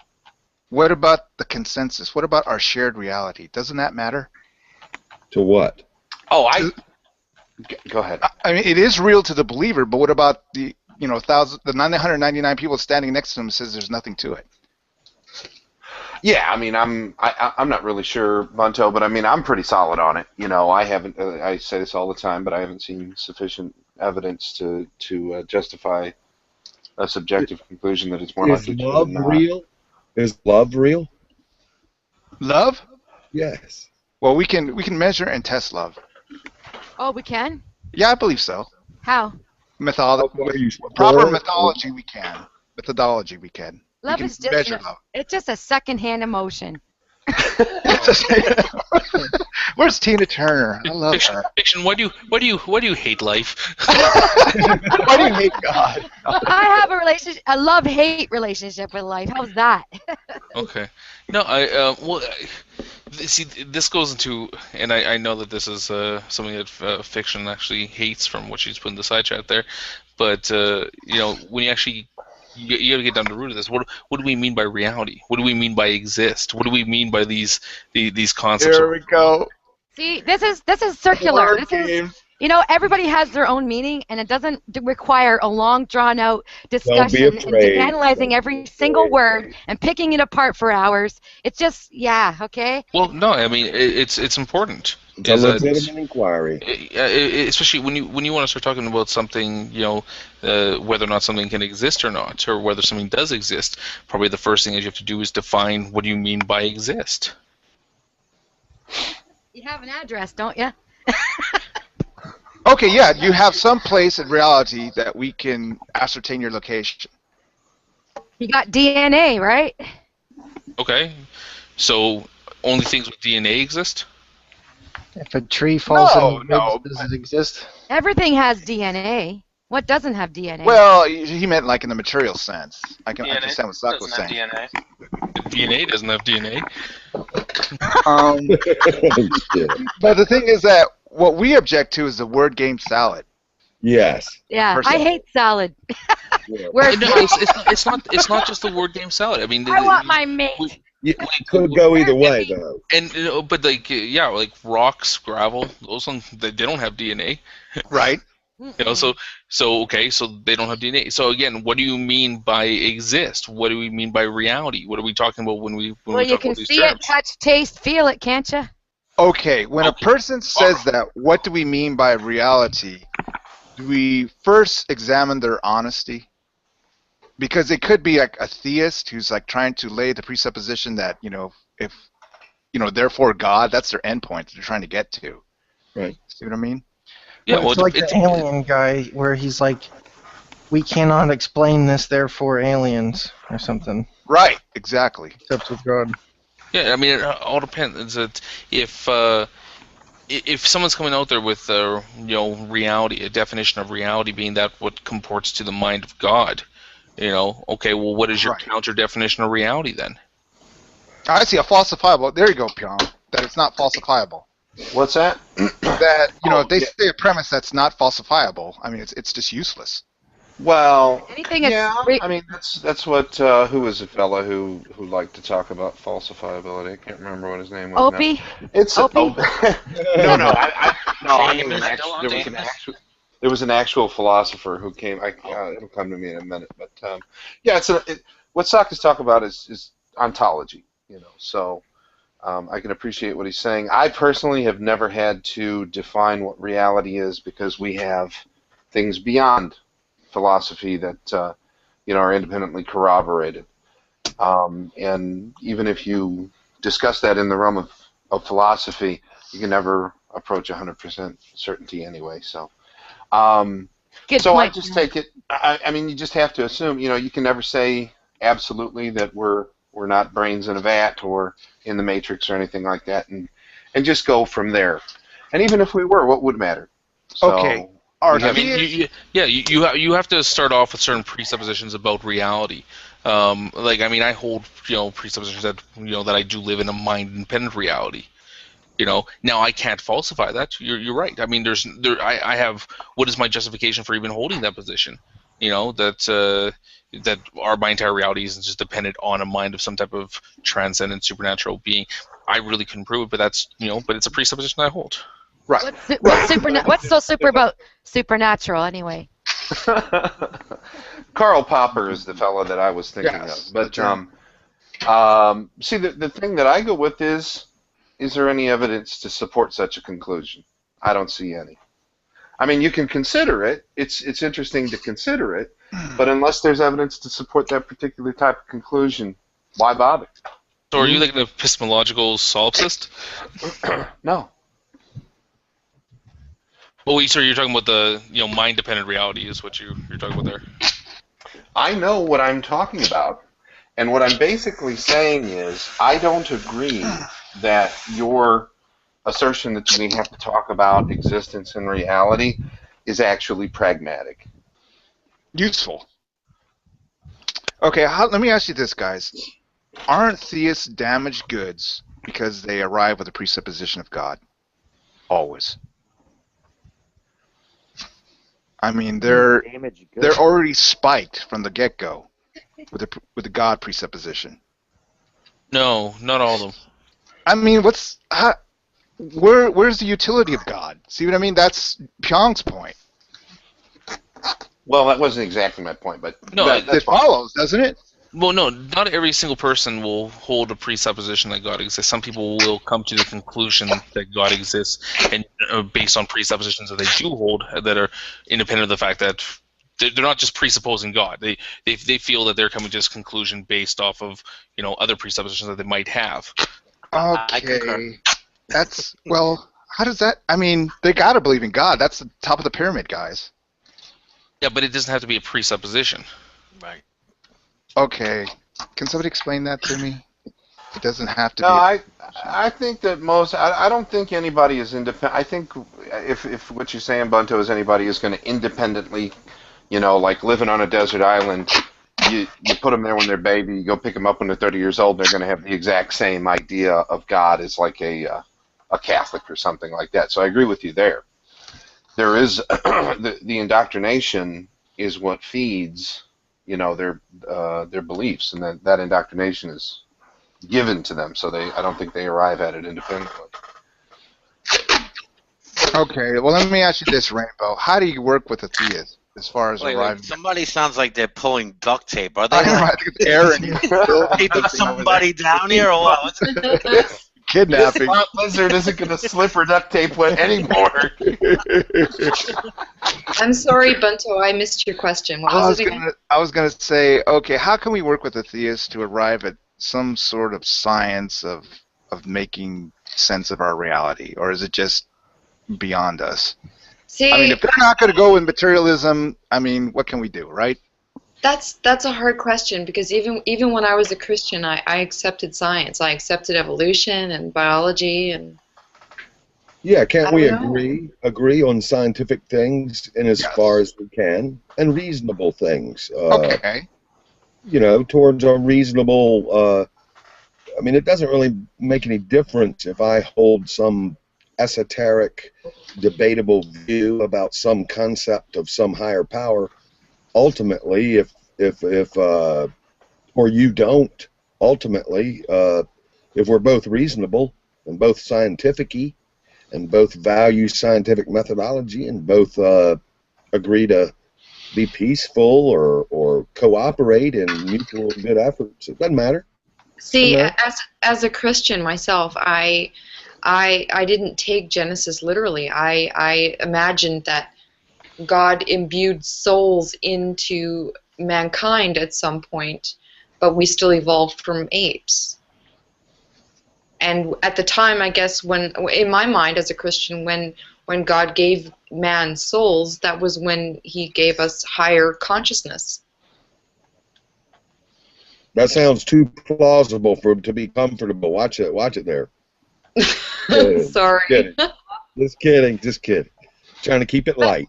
I have to interject something here. How can, if you believe in the Bible and how everything was supposedly started by God, and then you look at science, like if you see how things began and evolved, the two are totally different stories. So how they totally contradict each other. Yeah, well, exactly. Science and God don't match. The stories don't match. I wasn't a literalist, so I'm not sure if you saw the any of Ed Brayton's stuff about things atheists shouldn't say. And I know I did the Hangout there with Forbidden Fruit, where I countered him on don't give a points damn what somebody says what we shouldn't say. And so one of the things there is that you cannot conflate these terms. Just because somebody's a Christian doesn't mean that they have to be a biblical literalist. That they have to be believe that they have to be even believe in biblical inerrancy. They can just believe that the Bible is infallible, but only when it comes to matters of salvation. That everything else can be treated as legend, or as well coined. Yes. Yeah. So I mean, if you want to argue with a Christian on that point, that's fine. But that's the same thing. It's just a straw man argument. You're not actually arguing against what they believe. What? Yeah. Well, let me ask you this, Pyong. Pyong, which amendment is the one that says separation of church and state? Oh, Jesus, I don't. That's the first. Is it? Is it the first? I think it is. I don't know. Yeah. Yes. Okay. Have we gotten past that? Do we need that anymore? I mean, we all understand religion, don't we? Separation of religion and state, or religious thought and state, or do we need religious laws that tell us, No. Like you can't drink on Sundays? That's not what it means. The idea of separation of church and state is that the state cannot form a church. It can't be a church state, or a state church, or a state religion. Yeah. That's one aspect to it. The other is that the church can't influence the policies of the state. That's right. Yeah. There is an entire. I hope I'm not off the. Was that Martin that just talked? Yes. Okay, go ahead, Martin. I'm sorry, man. You haven't had an opportunity to talk. Go ahead, buddy. Oh no, I just don't chime in a whole lot. I don't like interrupting, and when I have things to say, I tend to be concise. Okay. There is a and I don't know if you guys have heard this, but in American law, you've got you've got courts of equity. Have you ever heard of that? No. Court of equity. That's something that we got from the English. and brought it over here. And actually, that's pretty good stuff. Equitable remedies and that sort of thing. And the origin of that was when they would go to court and they would petition before the king. The king was driven by law, and there was a side a side channel that they could go through, and that was through religious people, I suppose. And they could kind of if something happened and it wasn't an equitable resolution, or what a lot of people would probably colloquially refer to as just, then they could seek redress through this other avenue. So that's pretty interesting, and that's something that we owe to religion, the presence of a religious organization. So what's wrong with having a theocracy? Aren't we mature enough that we can have a theocracy? What's that? Aren't we mature enough that we can have a theocracy? No. I personally don't think that whatever the political regime is really makes much difference. You know what I mean? I mean, if it's a successful political regime and the people like it, that's fine. I just believe the more central power, the better. It's more centralized power. The problem with the theocracy is where it gets its rules from. Here's the problem: is that with religious dogma, it's unchanging. With religious scripture, if homosexuality is frowned upon 2,000 years ago, if they're interpreted in that way, it becomes something that becomes unchanging.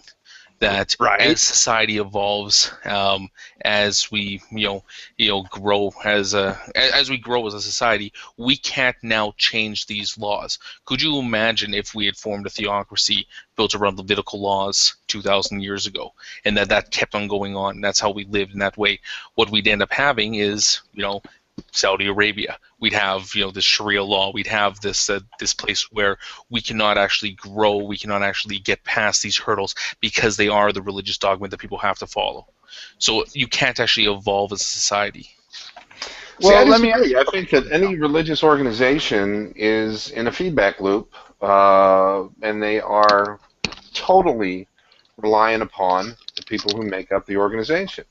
And what I cite for that is the Catholic Church. I mean, if you look at it, they've had various rules and one of the things they do is they establish a rule and they pretend like it's been around forever. Right. But you go back to the Council of Nicaea, or you come up more recently with, what's an example? Divorce, for example. They said, if you get divorced, you're excommunication. And now, as long as you're bringing in the check and you're divorced, that's A-okay. And I think that's a result of, like I said, this feedback loop that they know if people stop coming, that they're out of business. So right. Well, let me ask you this, guys. Aren't the judges the most important part of a system of government? The interpreters of the law? Anyone? I don't know. Anybody else want to take this? I've never really thought about it, but my gut instinct on that one is no. Is that? But I guess I don't know. I'd like to say no, but because I was thinking about the theocracy that lasted up to this point. I mean, they could interpret the sacred scripture in various manners, probably maybe to accommodate homosexuality. Couldn't you think? I mean, that's what our laws do. I mean, don't the judges interpret our law in a way that it's very malleable? Why do we let judges interpret what we think? We tell them what to think, not the other way around. Pyong? Oh, geez. Yeah, no, they do interpret things for sure. As far as but we tell them how to interpret it. Right? No. Yeah, by electing representatives who make law that the judges interpret. Yeah. There are limited actual examples of people, or in my opinion, for the Supreme Court cases that were determined in a particular way or interpreted in a particular way because of what the people wanted. And one of my favorites is Sony v. Universal, 1977. Universal Studios, don't know if they were studios at that time, but Universal sued Sony and they sued them as contributory infringers for copyright infringement because they were making these VCRs that were capable of recording television, broadcast. Oh, is this Betamax VHS? Yeah, they said, hey, copying is infringement of copyright, and they were right. You can't make a copy of a copyrightable subject matter. But the Supreme Court, I think, thought, you know what, if we tell these fuckers they can't have their VCRs, they're going to revolt. So they created an exception. They carved out an exception for VCRs, and they said that they were capable of substantial non-infringing uses. One of the reasons I think that they did that was because the Supreme Court doesn't have the power to enforce. All right. If somebody doesn't want to do something that the Supreme Court says, they really can't. They don't have any way of forcing it. So they have to exist within a larger ecosystem, if you will. And that's why I hesitated to say that judges were more important. I can personally imagine a security apparatus that is so powerful, like the one in North Korea, where they don't go to fucking judges. You think they go to judges? Nope. But they're able to complete they've had a successful maintenance of their brutal regime for quite some time now. Well, I believe we're more advanced as a system of government than North Korea. I mean, if we had to go on their system, I don't think we'd last, because we can't be a nation of enforcers. We have to have somebody who can interpret law. Okay, yeah, that's probably a good point. I'm just saying that that's a brutal security apparatus that has successfully maintained a regime. Okay, what I'm trying to get at is, I cannot see the Supreme Court coming down with a decision that the state does not abide by. So they are the top of the pyramid, aren't they? The judges? I can't think of one offhand, but there are Supreme Court cases that are not followed. They are distinguished. Okay. What are some of those? Oh, I don't remember exactly. A lot of times in patent law, they'll have cases where they'll willfully disregard a Supreme Court decision. Yeah, the Federal Circuit. Federal Circuit will, they know a lot more about patent law than the Supreme Court does. So sometimes the Supreme Court will say something, and the Federal Circuit will say, "Yeah, we're not really going to do that." Okay. So I can't. How about law on the general? How about in the general? Do we have somewhere where the state disregards a Supreme Court decision? No, I don't think so. Yeah, I don't think so either. Not after the 10th Amendment and the Civil War. Yeah. Anyone? Who hates our system of government? Anybody here hates it?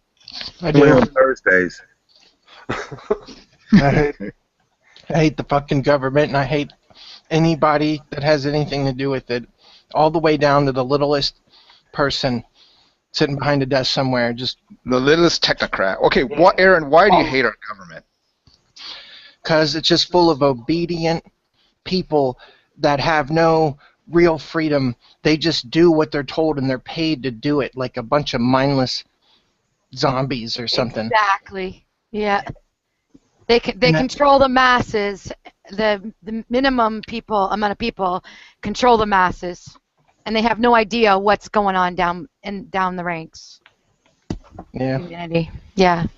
How about government contractors? Are they as hateable as government workers? It depends, really, because there could absolutely be, like, if they lease out prisoners to a private prison, then yeah, those private organizations can definitely funnel and manipulate and just imprison people. But so we have a form of institutionalized slavery. Sorry, is that what you're saying, Aaron? That we have a form of institutionalized slavery still in America? Yeah, it's just exactly. That's a good word for it, eh? Yeah, it's just like a rewarded slavery, I guess, instead of a punish-based slavery. It's like either do what we say or go live in a ditch.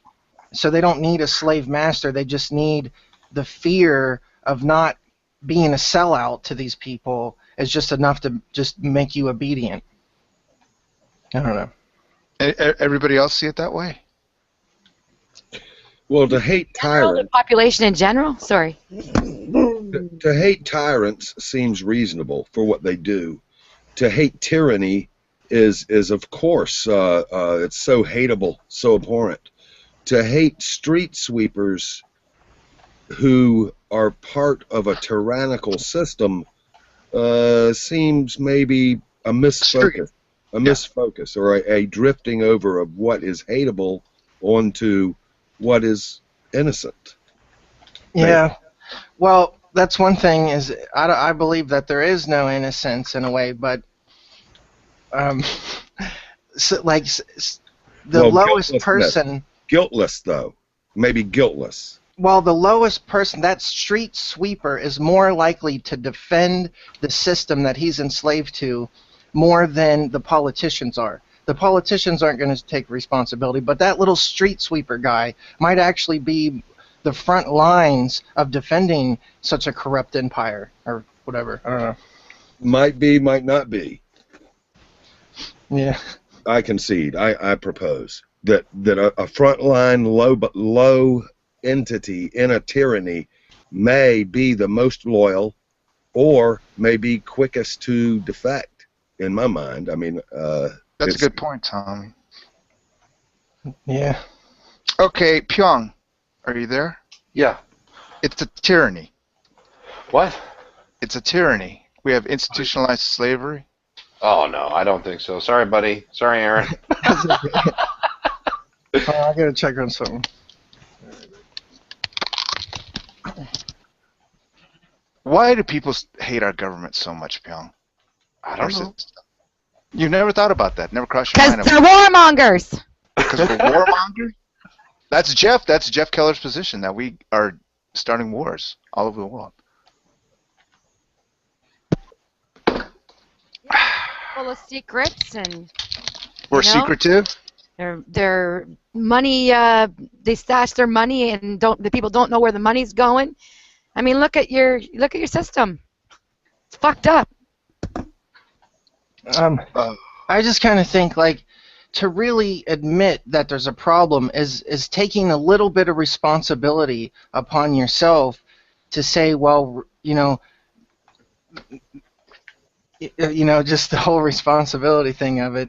So I feel like I can understand where you're coming from, where you think, there's no conspiracies or whatnot, because it's easier to live a life of bliss where you're not worried about these things, and I can really understand that, but it's like, how long can you bury your head in the sand and ignore these issues? Hold on, Aaron. Bury my head in the sand from evidence or from the plausibility that there are conspiracies?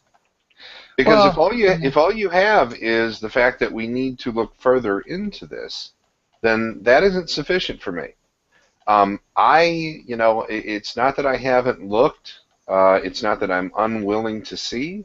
It's that there is no narrative there that has any evidence to support it. That's what I'm saying. That's all. I mean, yeah. I mean, I guess that's what you can. You're allowed to say that, Sure. Yeah, but I feel like there could be evidence, but maybe we're just not really looking at it. Because maybe it's like selective ignorance or something. It doesn't suit me. We are not sure at how big the conspiracies are or how gelled they are. We may suspect that they are very intricate and entrenched and very big, but we can't really tell if they're real big or medium big or little big, and it's easy to fear them and to see them as very big, and they may not be. They may not be orchestrated together, ruled by the Prince of Darkness, or they may be just corporations doing the same type of shitty behavior and not related to each other. Or they may be a bunch of immature-minded tyrants in different nations who give each other a call once a week. Anyway, my point is, it's good to be aware of perhaps possible conspiracy, but it's easy to assign more order to it than the evidence merits. Plausibility doesn't mean actuality. And the reason I would say that is because it's easy to become frightened over what might be, and as I have many times, and it turned out not to be what I imagined or what I plausibly imagined. It's a terrible thing to be afraid of something that's a paper tiger, or half tiger, or a bunch of little tigers, little kitties. Anyway, I guess that's the best I can do. Very good point, Tommy. Sokka, are you there? Yeah. Okay. Corporate conspiracies and America is a terroristic state. You believe? No. Why not? Do you want me to go into more detail? Please. Okay. Didn't Aaron bring up several examples of the conspiracies, terror, institutionalized slavery, the mechanism? Well, I don't think it's conspiracy. Again, this going back into conspiracy talk there, is that we see these big effects happening. You know, that we see these symptoms.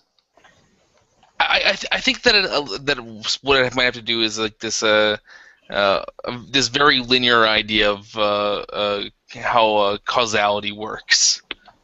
Maybe would be an way to explain it, is that they try to Occam's razor everything, is that they don't realize that it's these little changes that have happened that have gotten people to this that have gotten us to this point here. There's not some huge massive plan to do for all this. There's not that much organization in the world. That's I don't know how to explain it beyond that. Well, if somebody said America is a terror regime, would you say nothing, or would you stand up for America?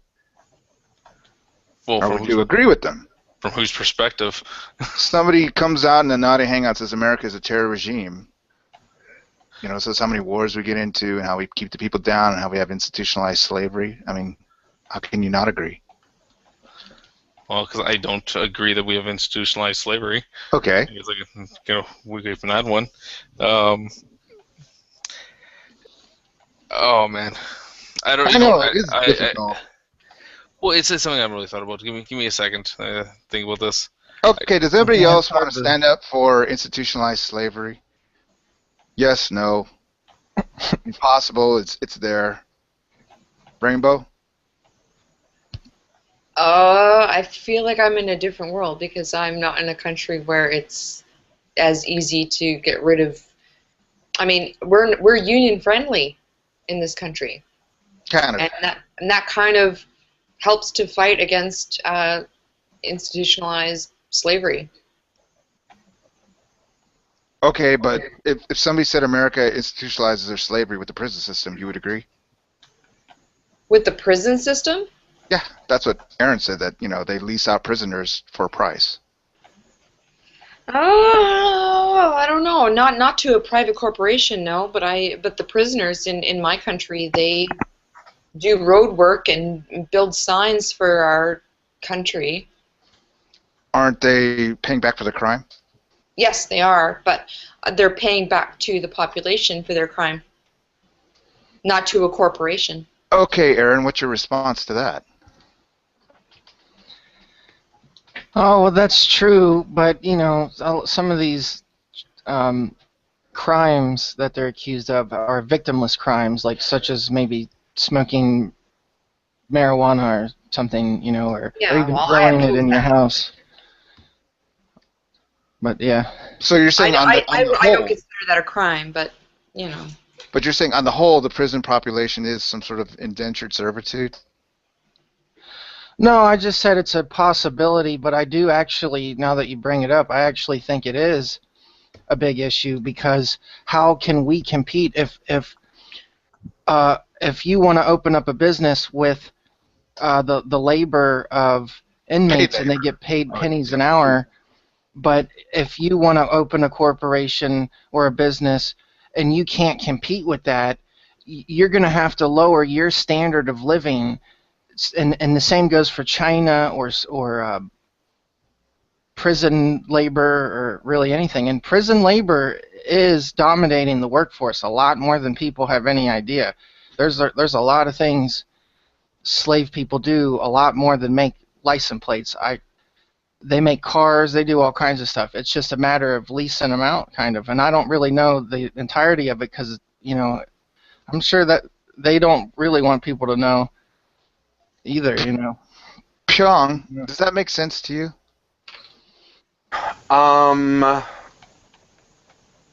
Does it make sense to me? That, you know, prisons bring down our living standard? Well, it's cheap labor. Yeah, no. They're not good. There are many backroom deals based on prison labor. There's many backroom deals. Like contractors would definitely, large-scale contractors would definitely want a prison population as opposed to a labor force. Let's just say.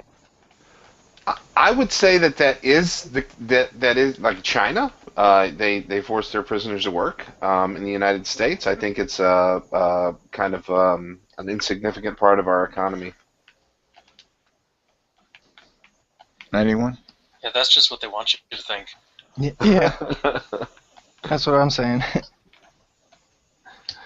But yeah, it's hard to prove. I hate to just go on non-facts or nothing, but I'm sure like if we all kind of looked into it, maybe that you might be able to, even if you just took 10 minutes out to just do a couple like news like headline readings or something to see, or Google search for that and see if you could see any type of... Well, how about this, Aaron? Shouldn't we be using our prison as slave labor, you know? Well, sure, but... Stuff for us, you know, slave. It depends. If on violent crime, sure, but on non-violent crimes and stuff, you know, no. But why there not? shouldn't be any non-violent crimes. I mean, you know, maybe some, but... Would you be more of support of people just sitting in their cells all day and doing nothing? Yeah, that's not good either, you know.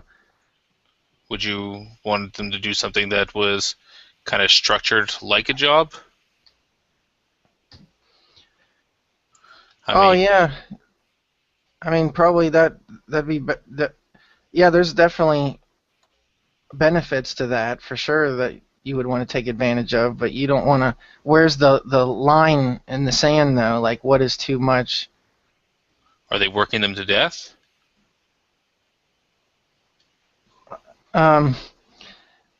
Yeah, I guess I don't know all the facts to it, but from what I've heard, just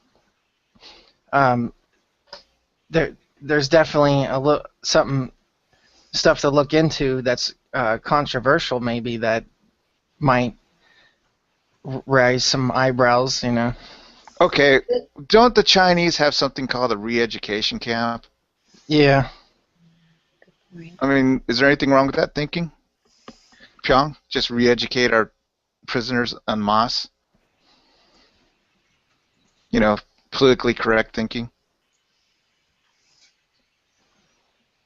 Anyone? I don't think You're talking it's about actually necessarily... giving them schooling, like an actual education, then yeah, that would be great. That's one thing that the prison population really needs. It doesn't make sense to lock someone in a hole for 10 years. They don't learn. Exactly. They don't That's learn just retribution. Rehabilitation over retribution is, I think, far more valuable to the society as a whole.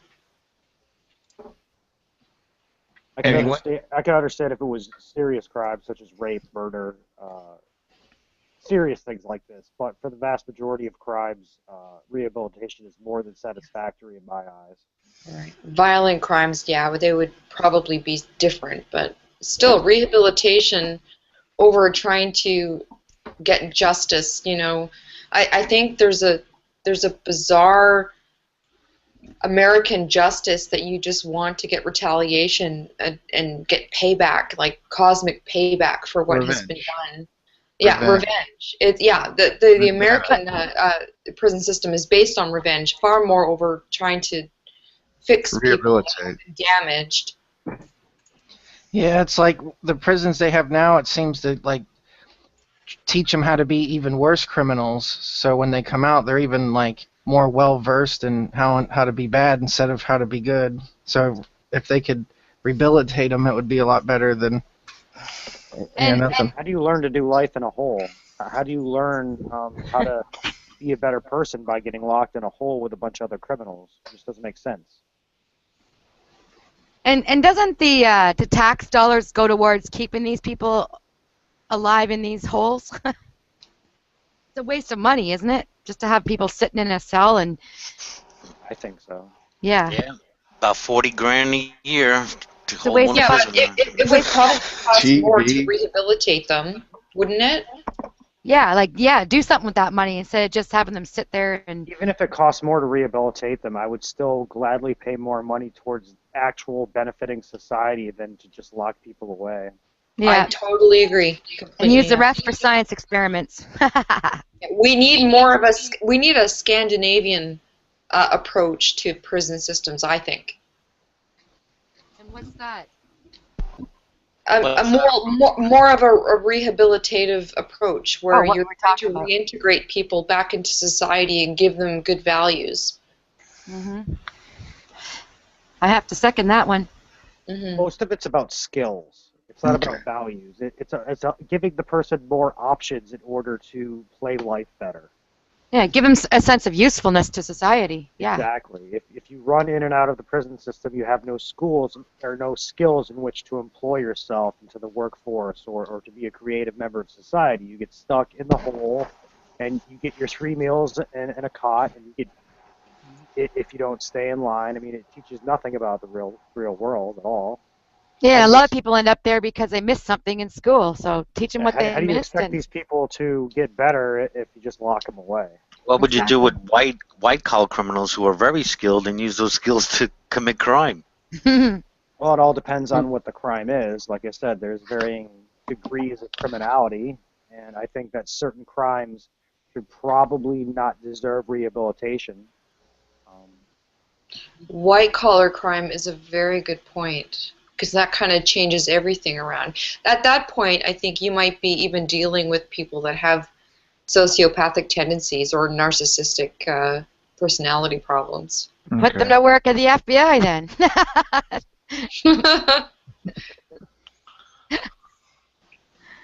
Gong, are you there?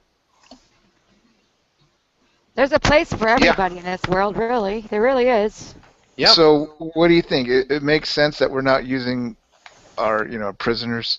Like the penal system is based on revenge. We're not utilizing the potential of our prisoners. Yeah. I mean, there are, the way I learned it in the books anyway was there are a number of factors that are taken into account in punishment. One of them is punitive, revenge, if you will. Recidivism. You want to lower recidivism, right. And then there's rehabilitation, and rehabilitation has not been a strong focus. It's something where I've mentioned this before, and this is just my subjective conclusion, but I think there's, with regard to politicians who are considering policies that have to do with prisoners or with crime, that there's, I call it a one-way check valve. It's never politically expedient to be soft on crime. So when you have an individual, and our economy hasn't been doing great lately for the last decade or so, and so or almost a decade now, and so you want to cut, you need to cut programs and stuff. The first thing you're going to cut are the stuff that benefits prisoners. That's definitely true. The other thing that I noted was, I don't know if you guys saw it, and I'm certainly not an expert on this kind of stuff, but I did see some interesting documentaries on Frontline where they talked about Solitary Nation, I think was the name of the documentary, and they said that since I may be getting the time periods wrong, but they said since about the 70s that there has been a substantial policy shift where well, that's what we call them in Illinois. They're special housing units or solitary confinement have been used to combat like gang violence. Right. They'll identify somebody as being not necessarily just gang violence, but gangs and violence in prison. So, like, say, I shank somebody or something, I'm going to go to the SHU, and I'm put in solitary confinement. And imagine that I'm in, and solitary confinement apparently drives people fucking crazy. All right. So, imagine I'm in solitary confinement, and I do my time, and my time is up, and they let me directly out of solitary confinement into population. Into society. Yeah, I mean that is a bad situation. So, if any of you are interested in that, though, it's a Frontline documentary called Solitary Nation, the PBS program. I thought it was interesting. Very good. Well, gang, I think we'll go ahead and cap the Hangout now. I'd like to thank all our participants for a very wonderful Hangout, and I wish everybody and all our audience listeners a good week. Take care, huh? Bye-bye. Bye.